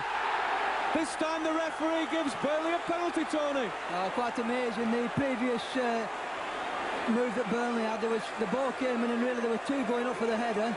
Neither of them could get it, and as you said, Philiska probably surprised that it landed at his feet. Otherwise that could have been in, but really needless, one given away by Watford, and now Ayres has got a chance to bring Burnley back into it. Well, let's hope David Ayres can level this up for the Clarets, because they certainly put some pressure on this Watford defence in this last 10 minutes or so. David Ayres steps up, oh, and he saved it, oh, and he puts it in! On the second attempt, David Ayres puts it level. Great relief again around the stadium, Ayres. Good save by Miller, but fortunately... So let's hope Burnley now can pull this out of the fire. And the Sheffield fans certainly getting involved in the occasion. You may remember them last year coming to the early season matches dressed as Santa Claus, because they say it's around December that their season actually starts, when they were struggling for survival in the Premiership. Sheffield United today will be playing in green shirts, black shorts and black socks. And this Roses derby match, an exciting day for Burnley as well. Their first ever Sunday game and their first ever match live on television. And two teams who've had problems scoring goals, Jim Beglin and Lou Macari. It's probably going to be about 5-4 or something, isn't it? Well, I certainly hope so, from our sake. We were all predicting goals a couple of weeks ago when Oldham played Tranmere, finished 0-0. Burnley's record at home has been poor. Sheffield United's away in terms of scoring goals. Let's hope for our sakes it all changes. An open game. What we need are some goals, some chances. Maybe Adrian Heath can provide us with one. Get it on your left foot is the cry. Gets the cross into the far post. Oh! Is it in? Is it not? The referee looks at the linesman and he's given a goal! Well, I can tell you we're about 25 yards away from that behind the goal, and Jim Beglin and Lou Macari are shaking their heads. He's made the wrong decision. Unless there's something wrong with our eyes, Jim, and I don't think there is anything wrong with him. He's made a wrong decision. It wasn't even on the line. The only thing I can think of, Lou, is if it crossed the line before Kelly actually got his hand to it, because Kelly did get his hand to it. He's tipped it onto the post. It's just a case of deciding whether it was over. Oh yes, it probably was over. That's what's cut us out. I think linesman's got it perfectly right. I've been very impressed with him, and Adrian Heath in particular has caused them all sorts of problems. Particularly as they were doing just that for Marshall and Gale early on. They've adjusted. Good play by the fullback, and a goal! Well, he can't quite believe it. He worked the opening, he had the shot, and out of nowhere, Sheffield United equalise. Header at the far post from Liam Robinson had crossed the line as the goalkeeper Alan Kelly got his hand to the ball. Poor old Mark Winstanley is talking through the own goal. Kevin Gage, I'm sure, will be credited with it. Half-time score is 1-1. Let's go to touchline level. Rob McCaffrey. Jimmy, I think you must be bitterly disappointed to concede a goal right on the stroke of half-time. Well, obviously disappointed because I think that in the first half that we've created enough chances to be a little bit further ahead than what we have done. obviously a lapse of concentration shown here towards half-time has cost us the game, the goal. But at least it's in the first half, and we've got a second half to put it right. You've caused them problems, haven't you? Little balls from Adrian Heath to David Ayres and Liam Robinson. Well, we have caused them problems, and I'm sure that if we continue to do the same in the second half, we'll do the same. Jim, thanks a lot. All right. He just saw his old teammate Jamie Hoyland come in at the last minute, put him off. Robinson couldn't control it. The pressure applied by Burnley. Oh, beautiful goal!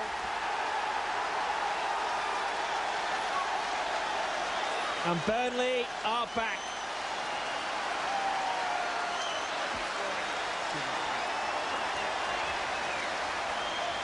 Jamie Hoyland scores against his former club, and boy did he make sure that one went in the back of the net. Well, the ball dropped lovely for Jamie Hoyland here, and Alan Kelly, no matter how good a goalkeeper he is, he certainly had no chance of stopping that. I bet you Dave Bassett wish he hadn't sold him to Burnley now. Well, he almost scored from a header just before that. He did enough to put Kelly off, and when the ball came back in, big Steve Davis got up in the far post, and it fell lovely for Hoyland, and he thumped it past Kelly into the back of the net. Great strike. Davis, curling pass into the path of Robinson. Oh, tries to slide it through Marshall's legs. Randall, whose legs haven't stopped pumping for the whole 70 minutes we've been playing. Great cross. Oh, and the beautiful goal, though. And the big man knew little about it. He made the most of his weight, and the big heavyweight packs a powerful punch. Burnley 3, Sheffield United 1. Gale the scorer. Heath's corner for Burnley, aimed towards John Gale.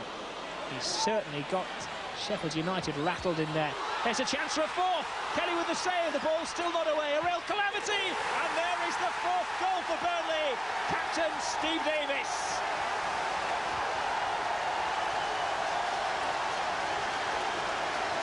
It's turning into a landslide. And you must say that man, John Gale, has had a huge part in it, and Jimmy Mullen could be classed as master tactician. So it's just a question of time now before the referee decides that he's had enough of a Sunday afternoon run around. Credit to Mr. Vaines and his linesmen. They've had an excellent game. It has been an excellent game. 6 goals in it. Maybe it means the most to Jamie Hoyland, scoring against his former club, Sheffield United, giving a lead to Burnley, which they never lost.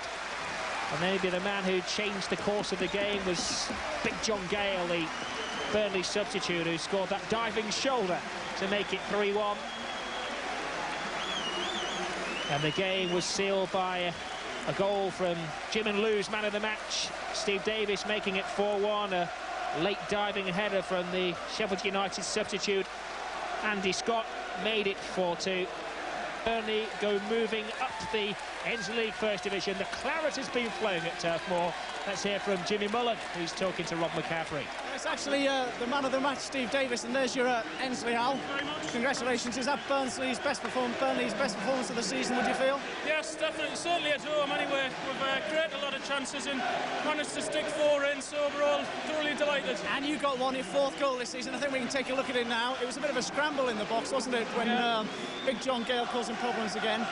Let's see if we can see the goal. Why are you scoring so many anyway for centre-half? Does that suggest the team are creating chances? Here it is now for you. I think there's a big scramble in the box. As he goes in with the keeper. Took it coolly, I have to say. It wasn't a centre-half kind of shot, that, was it? Little side footer in the corner. It's nice to see it going. I've got to ask you one more question about John Gale, who really turned the game when he came on there. A hard man or a pussycat? What's he like? He's a pussycat off the field, but you don't mess with him on the field. He's a big lad, and he makes himself known when he comes on, and he did very well today. It's a great performance from Burnley, great performance from yourself. Congratulations, well done. Thanks very much. Now, then, one of the pluses since you've come has been the victory against Sheffield United, your former team. How satisfying was that? Well, I've got into a bit of trouble actually off Sheffield United for saying I was glad we stuffed them for things what were going on behind the scenes. Now there is a lot. I wasn't, to be honest, bothered about beating Sheffield United as a team, but for the people behind the scenes there, I was more than pleased to win 4-2, and that meant a lot to me. You know, I can't really say too much what's going on, but I was very pleased that day, yes. But I mean, football players have got freedom of speech, haven't they? It's not... No. Oh, no, in a couple of weeks, when it's all sorted out, yeah, I'll be able to tell you the full story, but there's a lot of things what's hurt me, what they've done to me since I've left there, and it's hurt my family as well, so I was very pleased that day. So we're on for a big world exclusive then? Not world exclusive, but yeah, I'll give you the full story when it's all sorted out. Took a long time in coming, the first home win, didn't it? I think it was, the 27th of October against Notts County. Many people felt that home form would be like it was last year. Why do you feel the first win was so long in coming? Because the quality of players are much higher in this division. And people are going to come to you away from home, and they're going to make it a lot harder for you. They'll come now, with the system we're playing at the minute, they'll come and make it hard for us. And I think away from home, they've got to come out and attack us, and I think the system we're playing, I think we'll go through people away from home.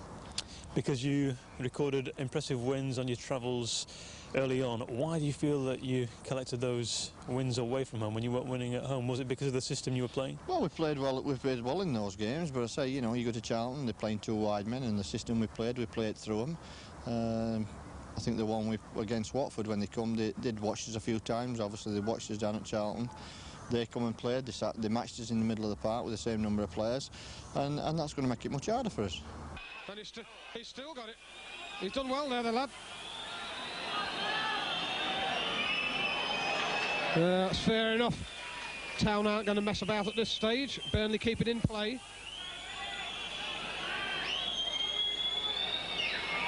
Done well. Parkinson now coming forward, 30 yards, 35 yards out. Edge of the area now. Great effort. And we never attacked him. We allowed the man to run and run and run. Bad football by Town. Livingston knocked off the ball.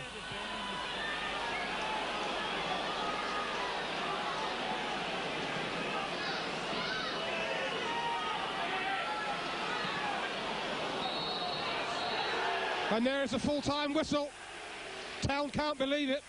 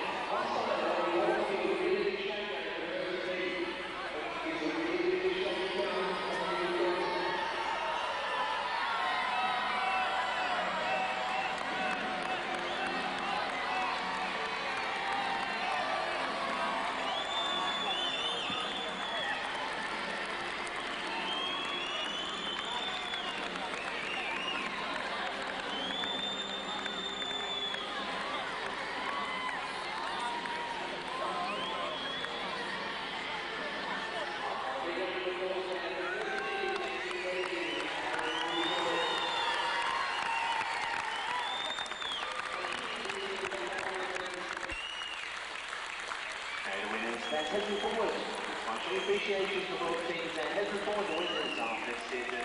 To be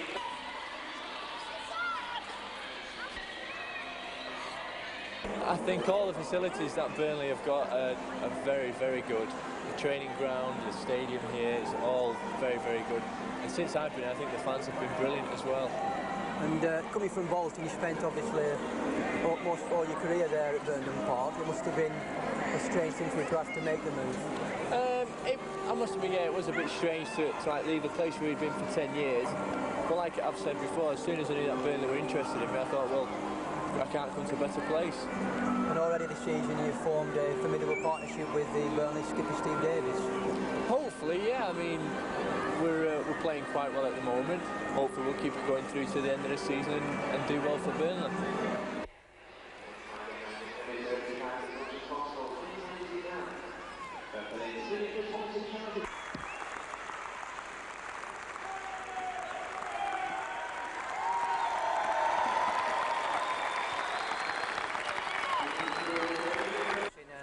tremendous walk around the pitch for charity. Did you have to practice that at home?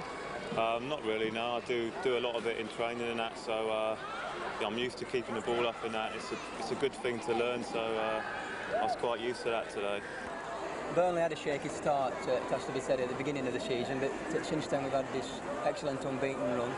Do you see the Clarets progressing further up the table towards the end of the campaign? Yeah, without doubt. I think now a few of the lads are starting to believe in themselves, you know, and I think that's showing. And you know, if you can keep unbeaten runs going, you know, it just breeds confidence. Hopefully, can pick up a few more wins, and you know, it's that tight the table. You can move up there very easily. I think there's no easy games. I think every team you play against is going to be difficult. You know, no matter who you're against, everybody's got quality players in every position. Middlesbrough, I think, were very strong. Possibly even Wolves, you know, even though we played very well against them, I think they were strong anyway, and probably got strength in depth. So, like I said, there's no easy games, and everybody's a quality team.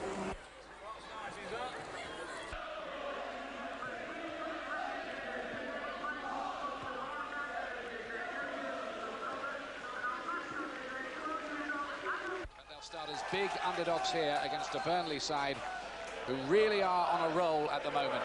Jimmy Mullen's done a great job. They've been promoted twice in 3 seasons, and they're dreaming now of a return to the big time for the massive support they have up there. There's Alan Harper, who really has been around, of course, with Everton, with Manchester City. Bags of experience, 34 now. And also in the Burnley side, little Inchy, Adrian Heath, in the 1984 FA Cup winning side for Everton. Referee is Alan Wilkie, not from Chester, but Chester Listreet in County Durham. So Burnley in a change strip, yellow with the thin stripes, attacking the goal to your left. Felton out to Priest, fed down the line here for David Flitcroft to chase. He's the brother of Gary Flitcroft, who I understand is here watching. Oh, Page here, that was a bad back pass, and nobody in the middle as Page crosses it. Oh, Chester could have been in some early business there. Burnley just showing a sign of early nerves. Never easy. There's another decision that the referee made unfussily.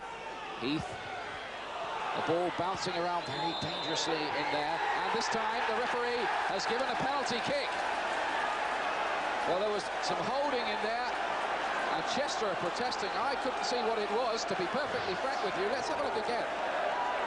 Referee saying, go away, go away. I've seen something. What can we see? 2 yellow shirts, 2 blue shirts. Ball goes away. Pulls somebody down. 5 pulls somebody down there with his left hand. I think that's Peter Jackson.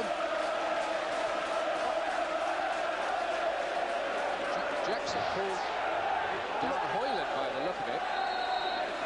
Ayres is going to take the penalty kick, and Burnley have the chance to go ahead here. And that was a contentious decision by the referee. Here's Ayres. And Burnley are 1 up. David Ayres scores his 4th goal of the season. Chester go behind, and it's a penalty. They're still debating. Gary Sharp is still talking to the referee about it. Strikes there, straight down the throat. Goalkeeper dives to the right. Good technical strike. His throw. Sharp complaining that there was some shirt tugging going on. Attempts on goal. Burnley 8-3 ahead in that department. And on target 5-0. Chester have been a wee bit lightweight. I think there's no disguising that. Page. Freak deflection off Davies. Oh, and off the post from Shelton, and this time it's a goal. Chester have done it, and Milner, the substitute, has scored. Chester are level, and they are going crazy in this Davis Stadium now. There was a crazy deflection off Davis after he tried to clear it that set all this up. Touching the box there, long throwing, ricochets, and off the post. Milner stretches a leg out, side puts it in just inside that near post. Here we go, Page creating problems. Pinball wizard, off the post, off the player, side puts home, and it's 1-1. Ayres for Burnley. Hoyland. Parkinson wide to Ayres again. Good run from Heath into the space. Here's Adrian Heath. Is he going to settle it? Oh, what a finish! The old FA Cup master with a smashing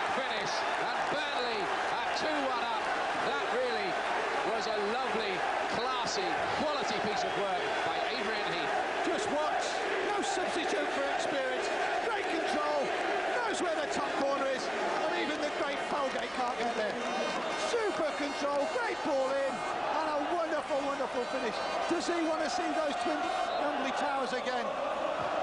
Centre forward, what a dream he like. What a great, magnificent finish there from inchy inch.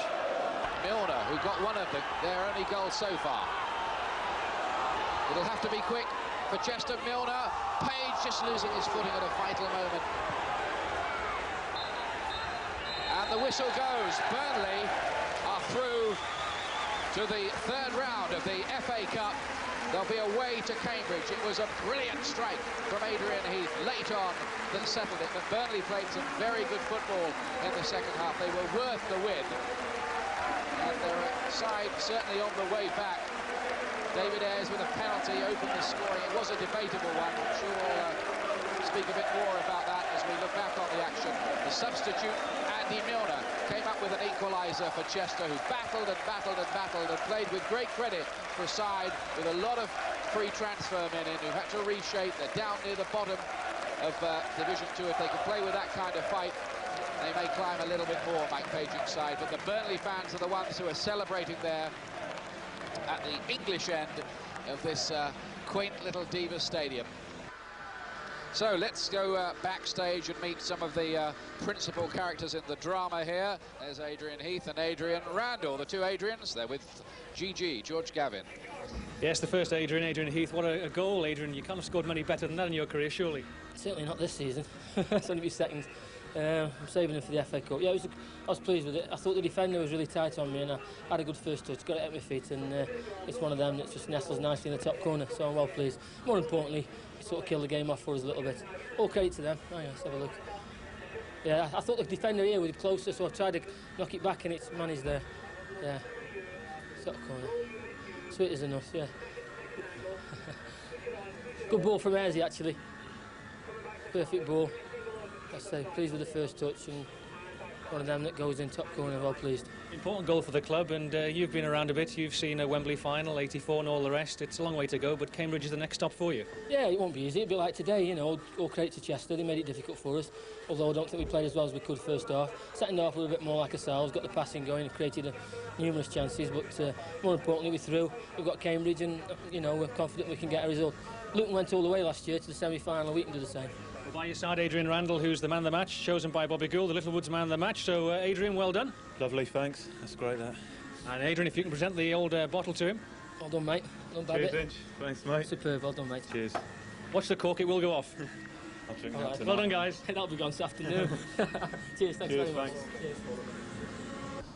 I hope you've enjoyed watching part one of the highlights of the season for 1994-95. Make sure you get your copy of part two. It'll be available at the end of the campaign at some stage during May 1995.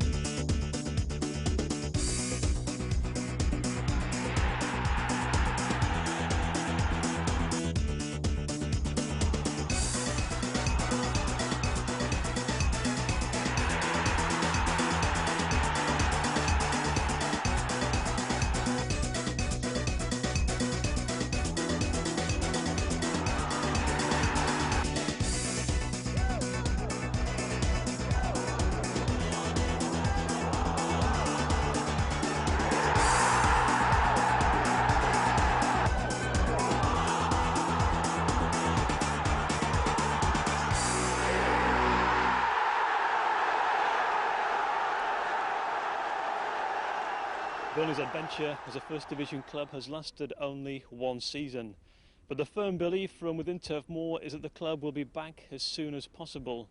The Clarets spent all of the second part of the season fighting off relegation. At one stage in March, with excellent home form against Oldham, Luton and Port Vale, it looked as though an escape passage was being negotiated, only for the trapdoor ultimately to be slammed firmly shut.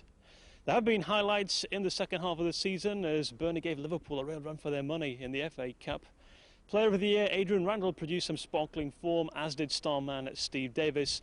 Not to mention the goals of on-loan Arsenal striker Paul Shaw, who scored in 4 consecutive Turf Moor matches. We resume our look at the season with the Christmas period and a game against Port Vale that was washed out with the rain on Boxing Day, and then an emphatic 5-0 victory against Southend United. Away go the Clarets. No, it's a false start. Let's try that one again. And the ball played wide on this left-hand side, and it's right out of place straight away.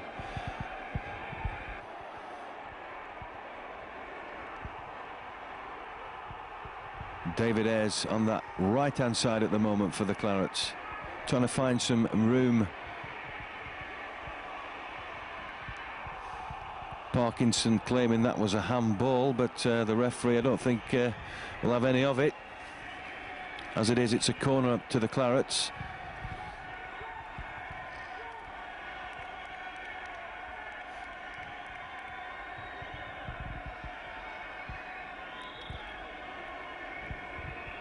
And Burnley make this one pay. Dead ball situation then with David Ayres, who hammers it across, but Alan Miller, no real problem.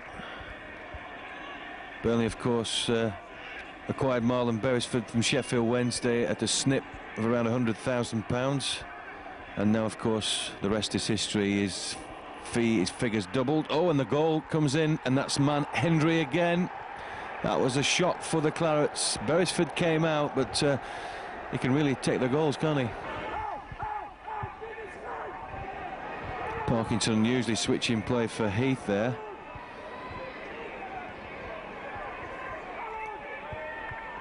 Hoyland holds it up for him again. Good ball was the cry, and this is Parkinson on an overlap again. Good cross, and again the Middlesbrough defender in the way, and that ball looked like it was, well, looking for the striker, but perhaps could have led to the first attempt on goal there. Yeah, good ball played across from Adrian Randall, and Parkinson whipping that cross in, but again well blocked by the Middlesbrough defence. David Ayres having to pull it back for Parkinson again. He tries an umpteenth cross. Oh, and that ball again played into that 6-yard area. Ayres eludes the player but doesn't get it round him sweetly enough. And Middlesbrough with that long ball again, but an offside decision. That's right, it was an unfortunate incident that day. The last time Middlesbrough did win at Turf Moor was way back in the 52-53 season, when they won here by a 1-0 on August the 23rd, 1952, and the crowd that day was 27,386. Quite a cracking crowd that day. Moore plays the ball into the far post. The header comes in, it hits the bar. My goodness me, Burnley are let off again. And that was nearly curtains for the Clarets. Moore again gets past his marker, pushes the ball in, a dangerous one, hard and low, and no takers that time. And Burnley really under the cosh at this present time. Yes, battle and be patient. Fourth corner to the Clarets, over to the far post. Looking for Jamie Hoyland perhaps, but Randall's there. Harper, Davis. A shot from him perhaps, and it took a wicked deflection. I think that's going to be a corner to the Clarets. And that ball looked like it could have been on target. Hoyland again, strange ball from the former Sheffield United player. Fleming just puts it back towards the Middlesbrough players, but Burnley picked the ball up again with Steve Davis. Harper brought down perhaps, yeah. And Brian Robson, well, reaction from him is rather bad. What's he saying to the referee? The referee will have something to say to him, no doubt. Brian Robson not very happy. It looked like it connected with the ball at first, but was a crunching tackle. Parkinson trying to switch the play a bit, but gives the ball away to Cox. This is Moore. Another late challenge. And probably a word for Wayne Dow from the referee, Mr. Wright, perhaps.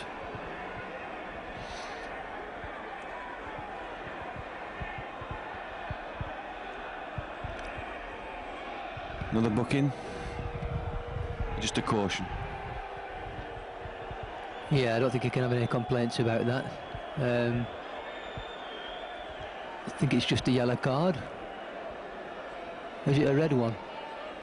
Looks like he may have. It looks like Wayne Dow may have been sent off there. Looks as though he's making his way to the tunnel. It was a rash challenge, but I think very harsh if that's a red card.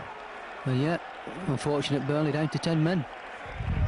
Unfortunately, as you say, for Wayne Dowell, it was a late challenge, but I wouldn't have thought that was that's the second Burnley player to be sent off within a week. But again, the Middlesbrough side finding the space as Burnley on the counter-attack with Heath now. Chance for him to shoot, a good effort. Oh, he smacked the... Did he smack the woodwork? But the Middlesbrough players seem to be teeing themselves up for a shot here. Moore makes a mess of it. Henry here. And that is the second goal, is it? And that is unbelievably Henry's 4th goal against Burnley. Amazing stuff. And Cox just lays it down that right-hand side. And Henry in again for the 3rd goal, and that's his hat-trick. He's certainly awarded the man of the match, well, for a very good reason. Yeah, capping off an excellent afternoon. Finish, and very much deserved. He's the man of the match. Burnley crash out 3-0, and well, it's back to bounce back. Randall, that would have been a good ball. Robinson in on the blind side of Dean Glover, but a free kick once again to the visitors. Yeah, Randall aiming to put Robinson through. There's a lot of surface water on the pitch. It's going to be treacherous conditions, and maybe we might see quite a few goals this afternoon. We certainly hope so, as Randall picks up play for Burnley in that wet. The water splashing up around the players' feet, and it will be, as we said, difficult. The ball played in again to Burke, over to that left-hand side. It's Lee Glover, who having a bit of a tussle with Steve Davis, and Steve Davis concedes for a corner. Randall asked him to shoot on numerous occasions. He doesn't seem to oblige. Hoyland, a great win with the feet there from Hoyland.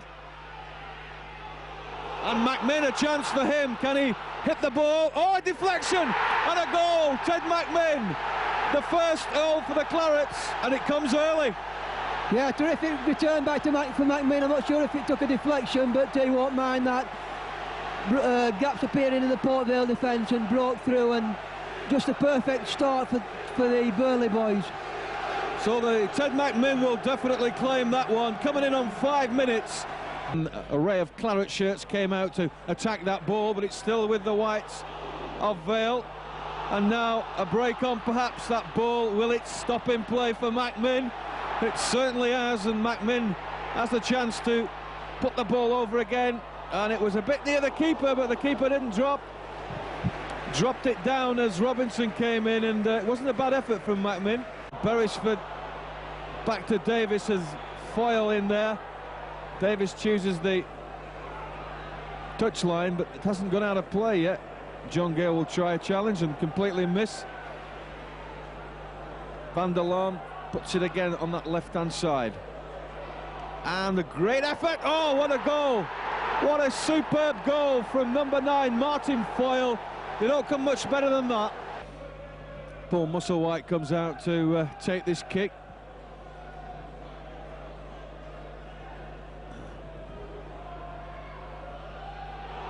And the man again tries to get round Winstanley. Oh, and an odd shot. Oh, and what a goal. Another one from Port Vale. From way outside the penalty area, Mark Burke has put Port Vale into the lead. Amazing stuff.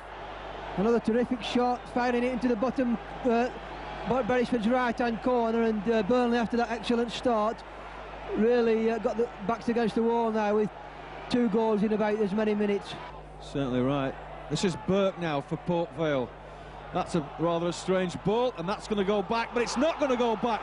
Now then, John Gale, can he finish? Oh, he tries to go around the defender. He did the right thing. Here's Ted McMinn to the byline. Puts the ball across. Oh, and headed wide for a corner. Well, let's hope the match continues in the second half, but it's going to be an uphill struggle again for Burnley. Lee Glover's shot in the end, and that could have been dangerous again. Yeah, Port Vale obviously instructed to shoot on sight, although that's been their trademark for the past 2 or 3 years. And another good effort coming in there. Beresford doing well to smother it, but with all that going on, it looks like Wayne Dowler's taking a bad knock as well. Yeah, Andy Jones brought into it for probably the first time in this game, the Burnley physiotherapist. And a substitution coming up, I think, for the Clarets. It looks like Jerry Harrison getting stripped off, and well, it looks like Wayne Dowell's in some trouble. Yeah, Harrison hasn't played for quite a while. It looks very nasty injury here for Dowell. The stretcher coming on. Way of that Bradley Sanderman. Davis got the back of his head that time, and Harrison sweeping up in the swamp.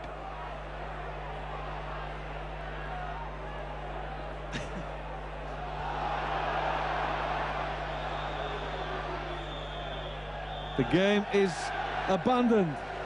The referee said we can't go on, and we've been here all this time, and they've got to play it again sometime. Yeah, it's very unfortunate. I think it's the correct decision, really. It's just become an absolute lottery. The referee's obviously given the match a few minutes to get going in the second half to see if things were going to get any better, but really he's got no choice, really. He had to call it off. Unfortunate for the travelling Port Vale fans, but I think a correct decision in the end of the day. So it's abandoned with Port Vale with that 2-1 win, and well, not lead, I should say, and it's all to play for again, hopefully in the summery weather.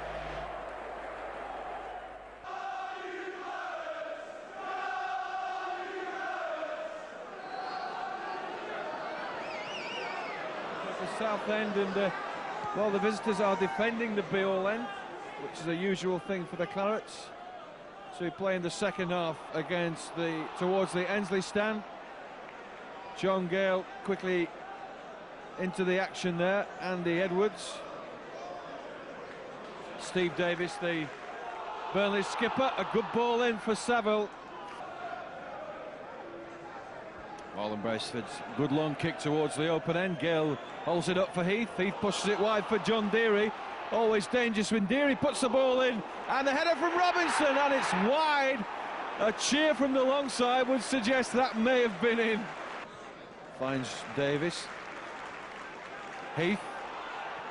Good running off the ball from Liam Robinson. Now he's asking for the ball is Gale. It's a long, high ball. Gale goes up. Shoots it right across, and Saville can't get a foot to it. Prods it wide with a ruck of green and black shirts in there. Yeah, Southend scrambling that one to safety. Getting a Gale up. John Deary, oh, and it's over the Beale end.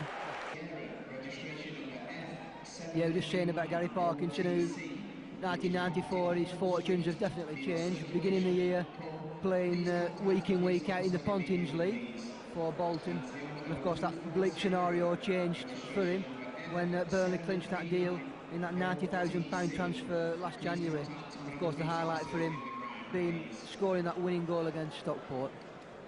Yeah, it certainly was, and now things can change around in football. And Heath now with an opportunity to put it over for Saville, hits it right foot and scores a goal on his dome debut. Andy Saville puts Burnley into a 1-0 lead. Well, that's the stuff that dreams are made of, isn't it? You come in on loan for your first game, and within half an hour of the kick-off, giving Burnley a good lead. Saville finding some space, and a terrific start for the Clarets. Yeah, give Burnley that early lead, I think, on about 9 minutes, and did quite well in that match, so obviously must feel maybe a little bit aggrieved that he's been left out this afternoon. Really, Graham Bressington nearly made a mess of that one, and he's put his full back under pressure, and consequently the goalkeeper once again puts it into the Bob Lord stand for a Burnley throw-in. They don't like too much action in their penalty area, Southend, and Adrian Heath now. Cross comes in early, and Gale with an effort. Oh, what a goal! John Gale makes it 2-0. Tremendous. Yeah, a late Christmas present for John Gale and the Burnley fans. Terrific first-time shot. Goalkeeper rooted to the spot, and a great 2-0 lead now for the Clarets. That was a cracker from John Gale, it must be said. Hasn't found the net too often, but it only must be said also that he hasn't played all that often. to John Gale now. Can he? He's got Seville on his left. He's got Heath on his right. He chooses Heath. He's got Davis up in attack. The ball played in, a good one, and Seville crosses it in. Oh, well played from the keeper. Davis. Oh, and a great save again. Tremendous stuff from both teams. Heath wide for Parkinson. He's got Harrison to his right, and he's going to, well, eventually to him. Harrison's first time ball cannons off Powell. Ball still in play, however. Heath asking for it. Robinson this time for Heath, and he'll run into the area. Left foot shot perhaps, but gives it straight back to Edwards. Hits the full-back horn. John Gale across. Oh, an own goal.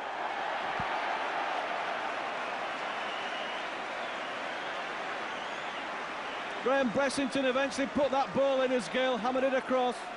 Yeah, comedy of errors really in the Southend defence. A chance to get it away initially when Heath burst through, and then as it brought free to Gale, hammering it across the box, and Bressington unfortunately turning it into the net. Sussex to Powell.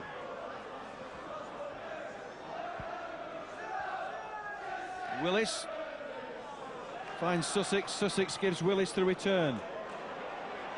Here's Phil Gridlett over to that far side. Number 7 shot, good save from Beresford. Be interested to see if Ronnie Whelan stepping over the ball tries his luck from there. The referee making sure the Burnley wall is back, and I won't be surprised to see the former Liverpool man having a pot at goal here. Yeah, so Southend, free kick, dangerous one for the Clarets. And well, it's Whelan, Bressington and Powell who perhaps is going to take this one. Is it going to be Chris Powell as the wall appears?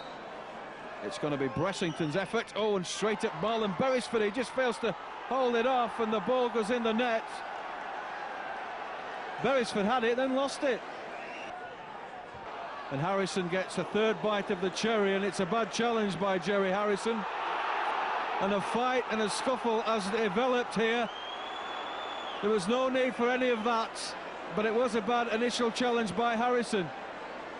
Yeah, I think the Burnley man might be having an early bath, whether one of the Southend men for retaliating. I think we're going to see 2 red cards here, unfortunately. So let's see if the referee has spotted who is going into the book, or who, in fact, like you say, is being given the red card. Yeah, unfortunate clash there. There hasn't been too much malice at all in the game. It's been played in a good spirit. Harrison makes his way off, and I would expect the Southend man for retaliation is shown the card as well. Armstrong, good ball from Armstrong. This one for Saville. He holds the ball up. Oh, he's brought him down. He was going for goal, and I don't know whether the referee will another sending off for this. Yeah, number 6 Bressington. Good turn him inside out, Saville, and Bressington with the foul, I think, has been given another red card, unfortunately. Who's it going to be? Steve Davis, perhaps? One wonders. The tap for Heath, left for Davis, a shot hard and low. A great goal, Steve Davis, he's good at them. Absolutely terrific strike by the Burnley skipper. Obviously a free kick that we've seen here, that's well worked on, and a terrific strike, and the sweet as a nut into the bottom corner to give Burnley now a very comfortable 4-1 lead. Ted's had a bit of dribbling to do this afternoon since he'd come on, but Heath trying one. Whoa! Oh, it's the bar. Robinson. The ball has still not gone in the net. It's unbelievable stuff. Saville puts it across. Powell heads it clear. Andy Saville picks the ball out for Parkinson. In for Heath. To the byline. And another one-handed save. That's the 5th. And it's Liam Robinson who caps the afternoon off for the Clarets. I think Liam Robinson, a very relieved man. He hasn't had the best of games today for Burnley. Worked hard as always, but unfortunately not been able to get onto the score sheet until this injury time, and Burnley going nap on this New Year's Eve.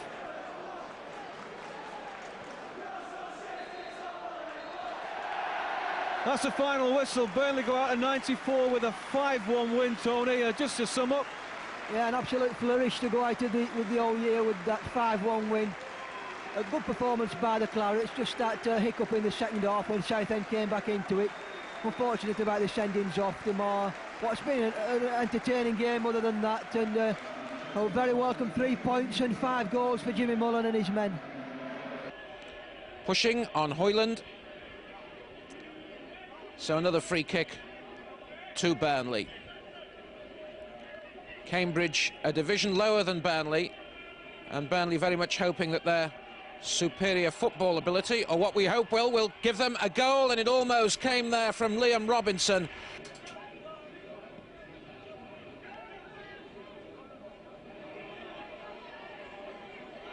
Good ball inside, a real chance here for Cambridge. Is that a penalty?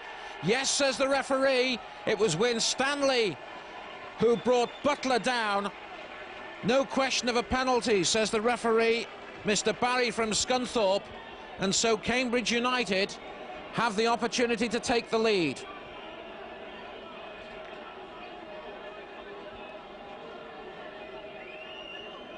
It's Steve Butler, the man brought down, who's going to take it.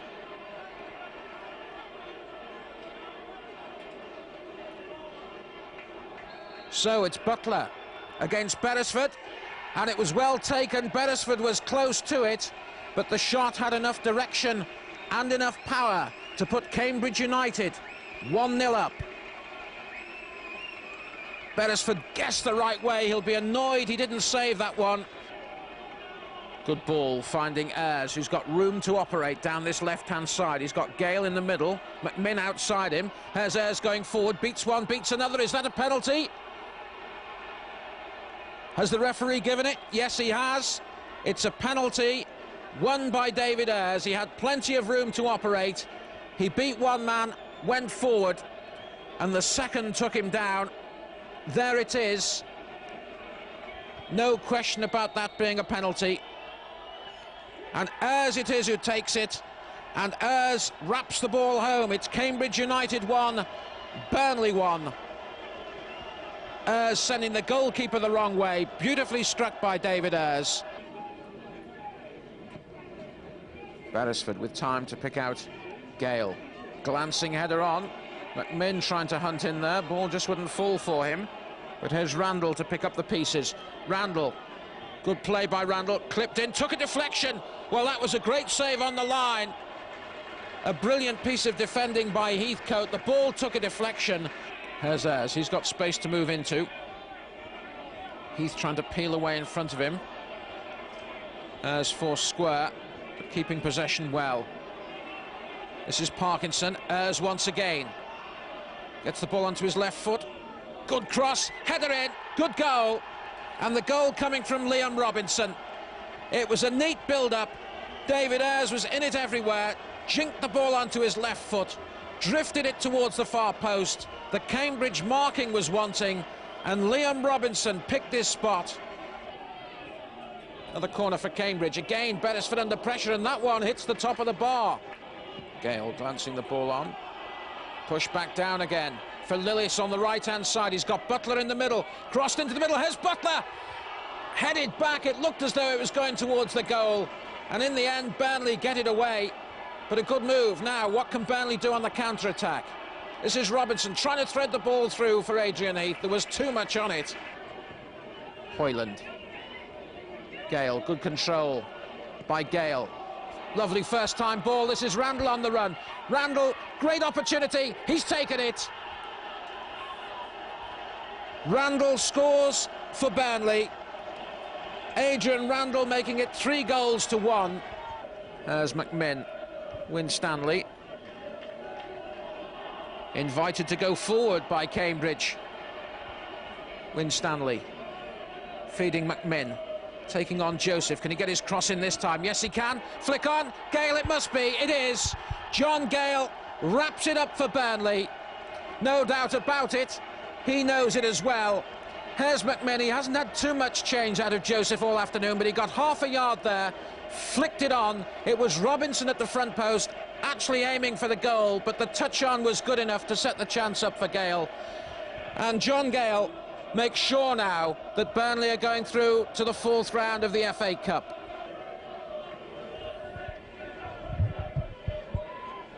Hunter, flick on, here's a chance, Butler. Oh, that's a good goal. No question about that from Steve Butler. It was Lillis who played the ball here over his head.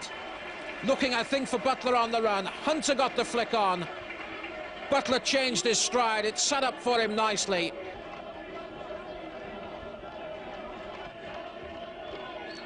And the referee blowing his whistle. Burnley are through to the 4th round of the FA Cup. They went behind to a Steve Butler penalty. David Ayres equalised from the penalty spot. Liam Robinson getting a header just before half-time to make it 2-1. Adrian Randall making it 3-1 in the second half. John Gale getting a tap-in 4-1. Steve Butler getting something of a consolation for Cambridge United. But it was a good professional Burnley performance, and they are through to the 4th round of the FA Cup, and deservedly so. That's a lad that put the challenge in on Chris Finicum, was it? It must be Andy Burnell, the number 2 for Reading, Australian born, and he came to Elm Park during the summer, signed from Ipswich Town. Oh, and a mistake from Russell, and that is the goal for Reading. The first touch from Wayne Russell, and Reading have an early lead. That is unfortunate for the Clarets. Hoyling. This is Winstanley, just a fraction too far for the big centre-back. And a ball put through which could spell danger. Here's Taylor, who's going to try a shot. Oh, what a goal! That's 2-0. And Scott Taylor makes it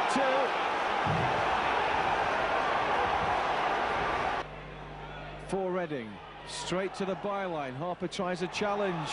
Quinn lays it off. Oh, and a chance here. Oh, it's just wide.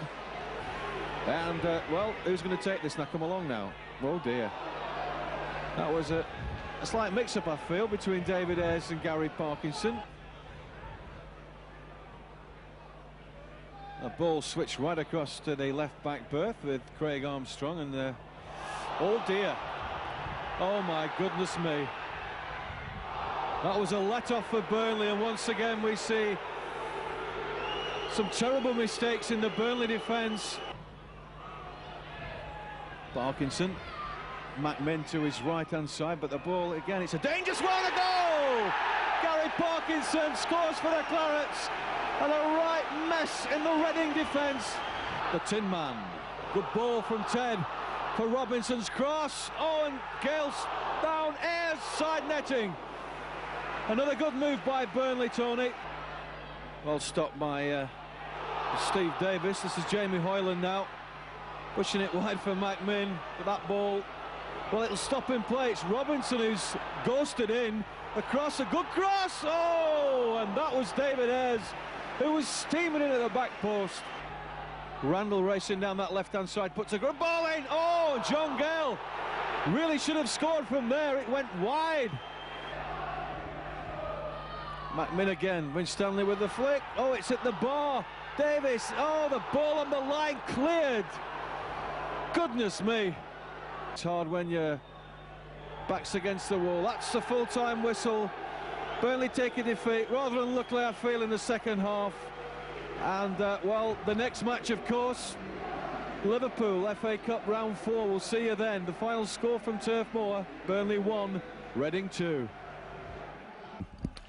Yeah, the Burnley boss Jimmy Mullen has said they're over 2 legs. Liverpool are a formidable side, but obviously we were well outplayed in over those 2 legs, especially here at Turf Moor when Liverpool trounced the Clarets 4-1 in that Coca-Cola Cup match. But this afternoon it is a one-off situation. Burnley with home advantage. Hopefully the crowd will get right behind the Burnley lads from the kick-off, and you never know, we could have a cup upset on our hands. Jimmy Mullen not looking too happy at the moment, but obviously quite excited at the thought of playing Liverpool. Robinson, Randall just managing to push the ball for David Ayres, who good first-time effort and just parried over by James. So although he has gone, it wasn't that surprising, and now it's up to Jimmy Mullen to either replace him or keep faith with the young lads that he's got at the club, such as John Mullin. Randall gives the ball to David Ayres, bit of another shot from David Ayres, this time with his right foot, not much power in it, but the only real two opportunities have come for Burnley has been from that left-back position. David Ayres, quite a few claret and blue shirts in that 18-yard box. Jamie Hoyland's joined in the attack. Saville and Mullin. Hammers the shot in hard and low, but well, straight at the keeper once again. That's 3 efforts really from David Ayres. Back to Hoyland, puts a long sweeping ball, looking again for Saville. This is Robinson.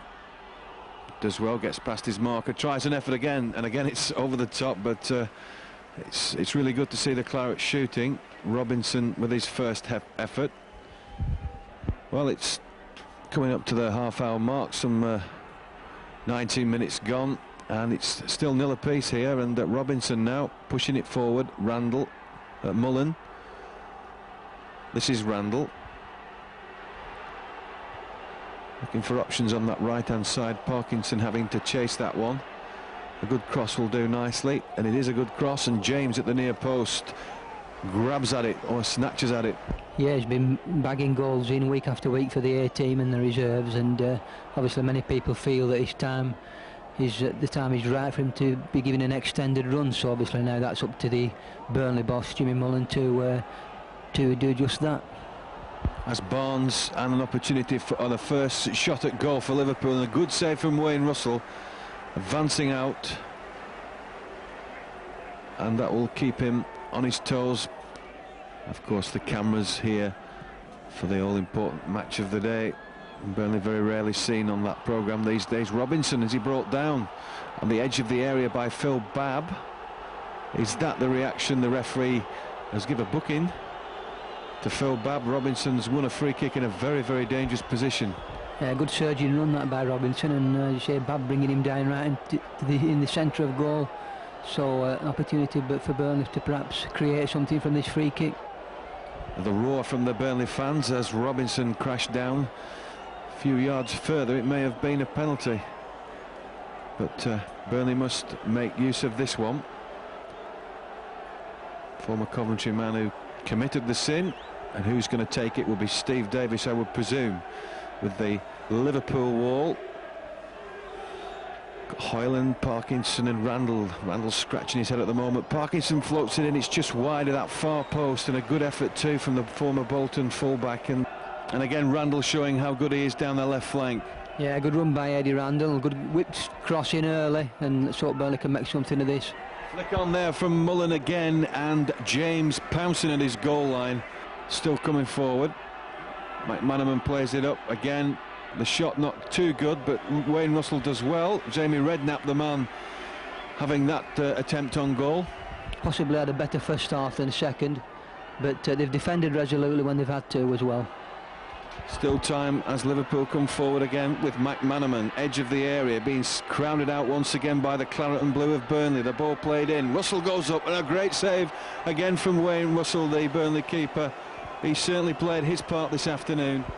Yeah, great handling again by Wayne Russell. Good ball coming in, and it was vital that he got both his hands on it. But the referee blowing his whistle, and a good draw for the home side.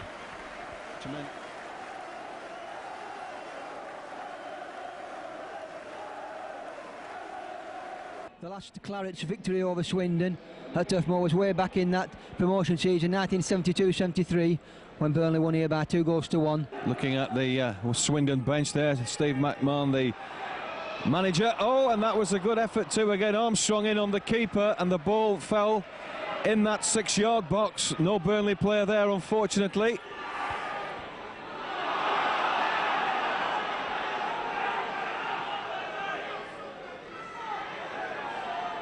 Hoyland.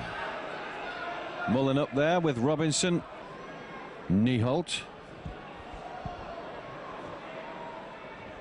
This is Davis now. Can he have a good shot? And a good save from the keeper. Knew little about it. Had to put his body in the way of that one. A tremendous shot from Davis. Yeah, great effort by the skipper. Certainly surprised the keeper. Pushing down the right-hand side, and given away by Hoyland that time. And Horlock with a shot. A rifling good shot, that one, and Beresford just failed to hold it, and for the second attempt.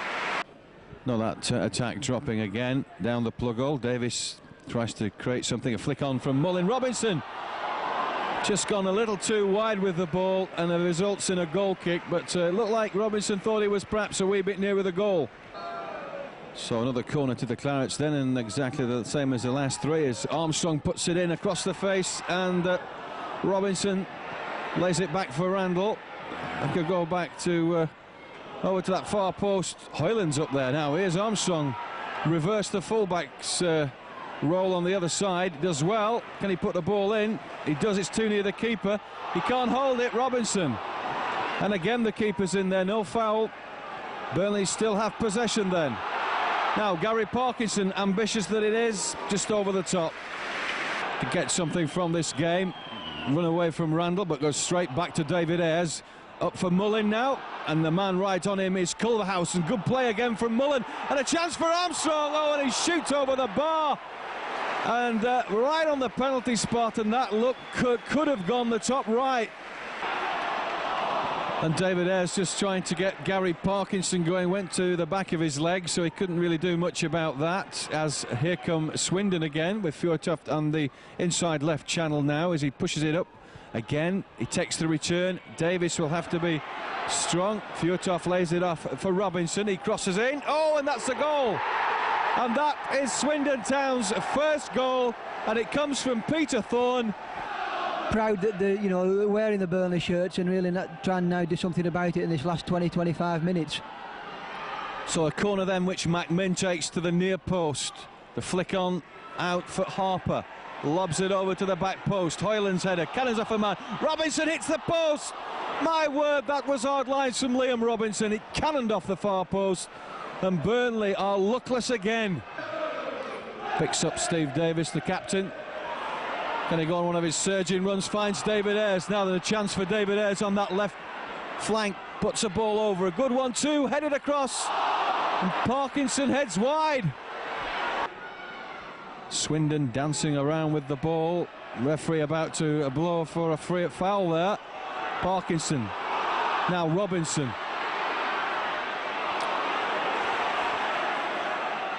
Robinson tries to find Parkinson up the byline. Across from him, which is way over the back post. David Ayres is up there, but no Burnley player really challenging Robinson to lay it off for Harper, and a shot from him which was going on target, hit the back of O'Sullivan, and Burnley cannot score.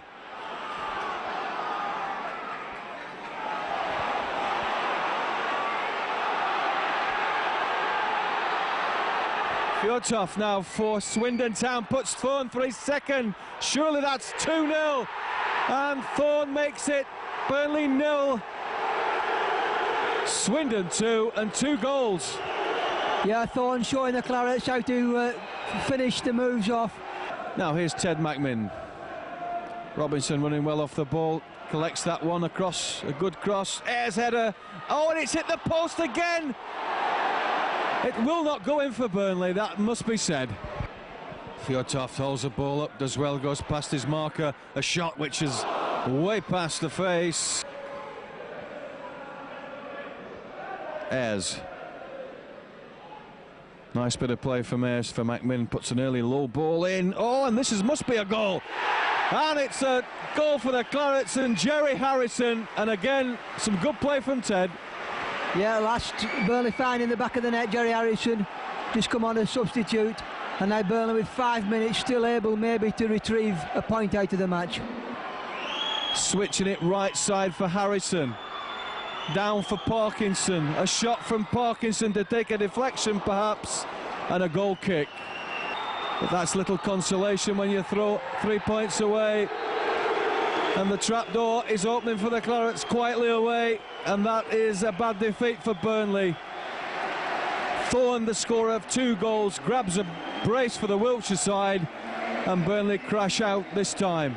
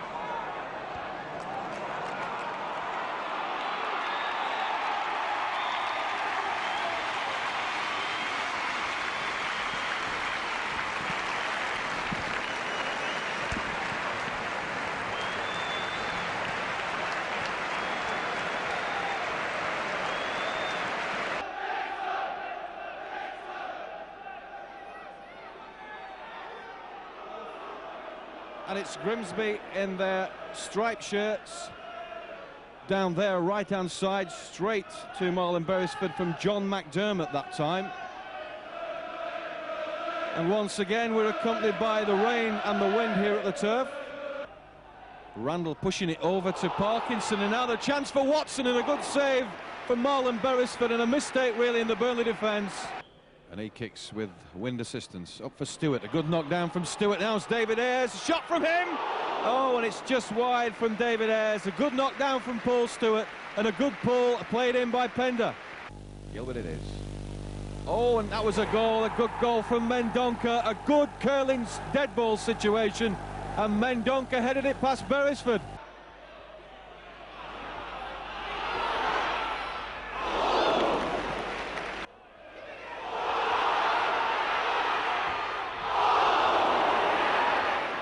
Yeah, many of the fans in the cricket field stand there demonstrating, feeling there could have been an infringement and a penalty decision there, but nothing given again. Off the line this time, a Hoyland, or was it a Pender header, was it a Hoyland header? And it came off the line at the near point. I can't believe this. To stop up on Burnley only on 27, so there's a long way to go to get clear. Alvin David Ayres, can he do something with this? Oh, and he had a man up to pass to, and once again the ball eludes the onion bag. The chance for cross, a low hard one, nearly falling, and a good save too. Oh, and that's going to be the second. That's number 2. Mendonca gets his second, Grimsby's second. A partner, of course, of Brian Laws, but the whistle going in another very sad afternoon down here at Turf Moor. Final score then, it's Burnley 0, Grimsby 2. Mendonca got both the goals. For his final summing up, here's Tony. What's that?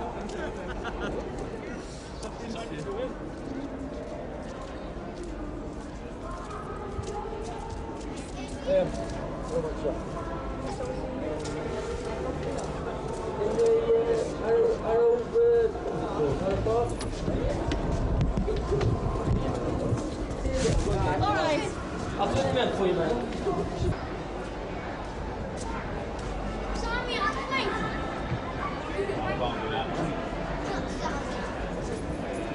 We'll just do a little bit about your 2 new signings first of all.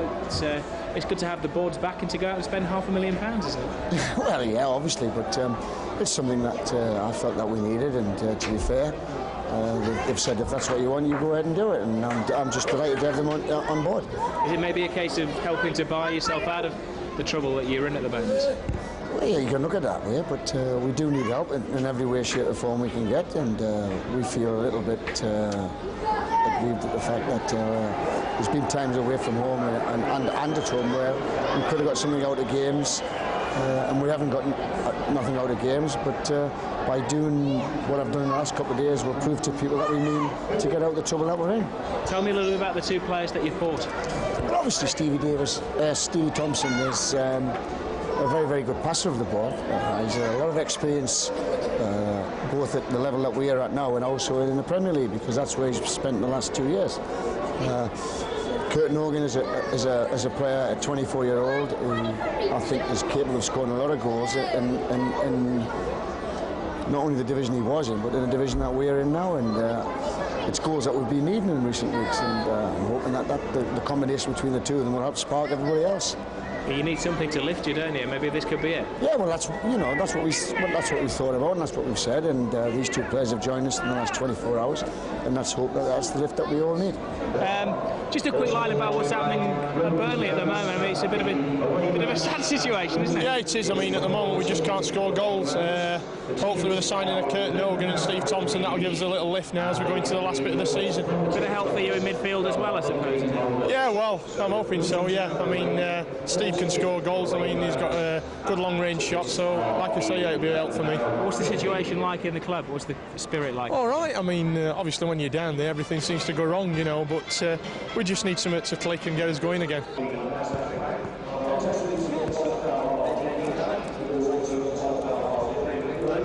You ready? Microphone. Burnley, joining Burnley, what's it like? Why you joined them? It's great, they're a better side this one, moving up the league, and hopefully we can stay in the same league and we can get a win today. There's a bit of pressure on you though, because they can't score goals here to save their lives, can they? I can handle it. I haven't scored for 20 games myself, so I'm looking to get off the deadlock. Bit of pressure on you though. There's Loads of pressure. That's what I get paid for. Well, you've obviously come here to end your little famine, have you? Of course, today I've got a feel I'm going to score today. The club really doesn't need much selling to you, though, I suppose, does it? No, not really. We're a great bunch of lads here. I've played against them a few times and scored a couple against them, but this is a different league to what I've been playing in, so it's going to be hard, but I'm looking forward to it. So, how much should I put on you scoring a goal? A tenner, just fancy a tenner, that's all. How much have you got on yourself scoring? Nothing, I don't bet on myself, it's an omen, bad omen. Just go back. How many games is it since you scored? 20. I'll do it, mate. Thanks a lot.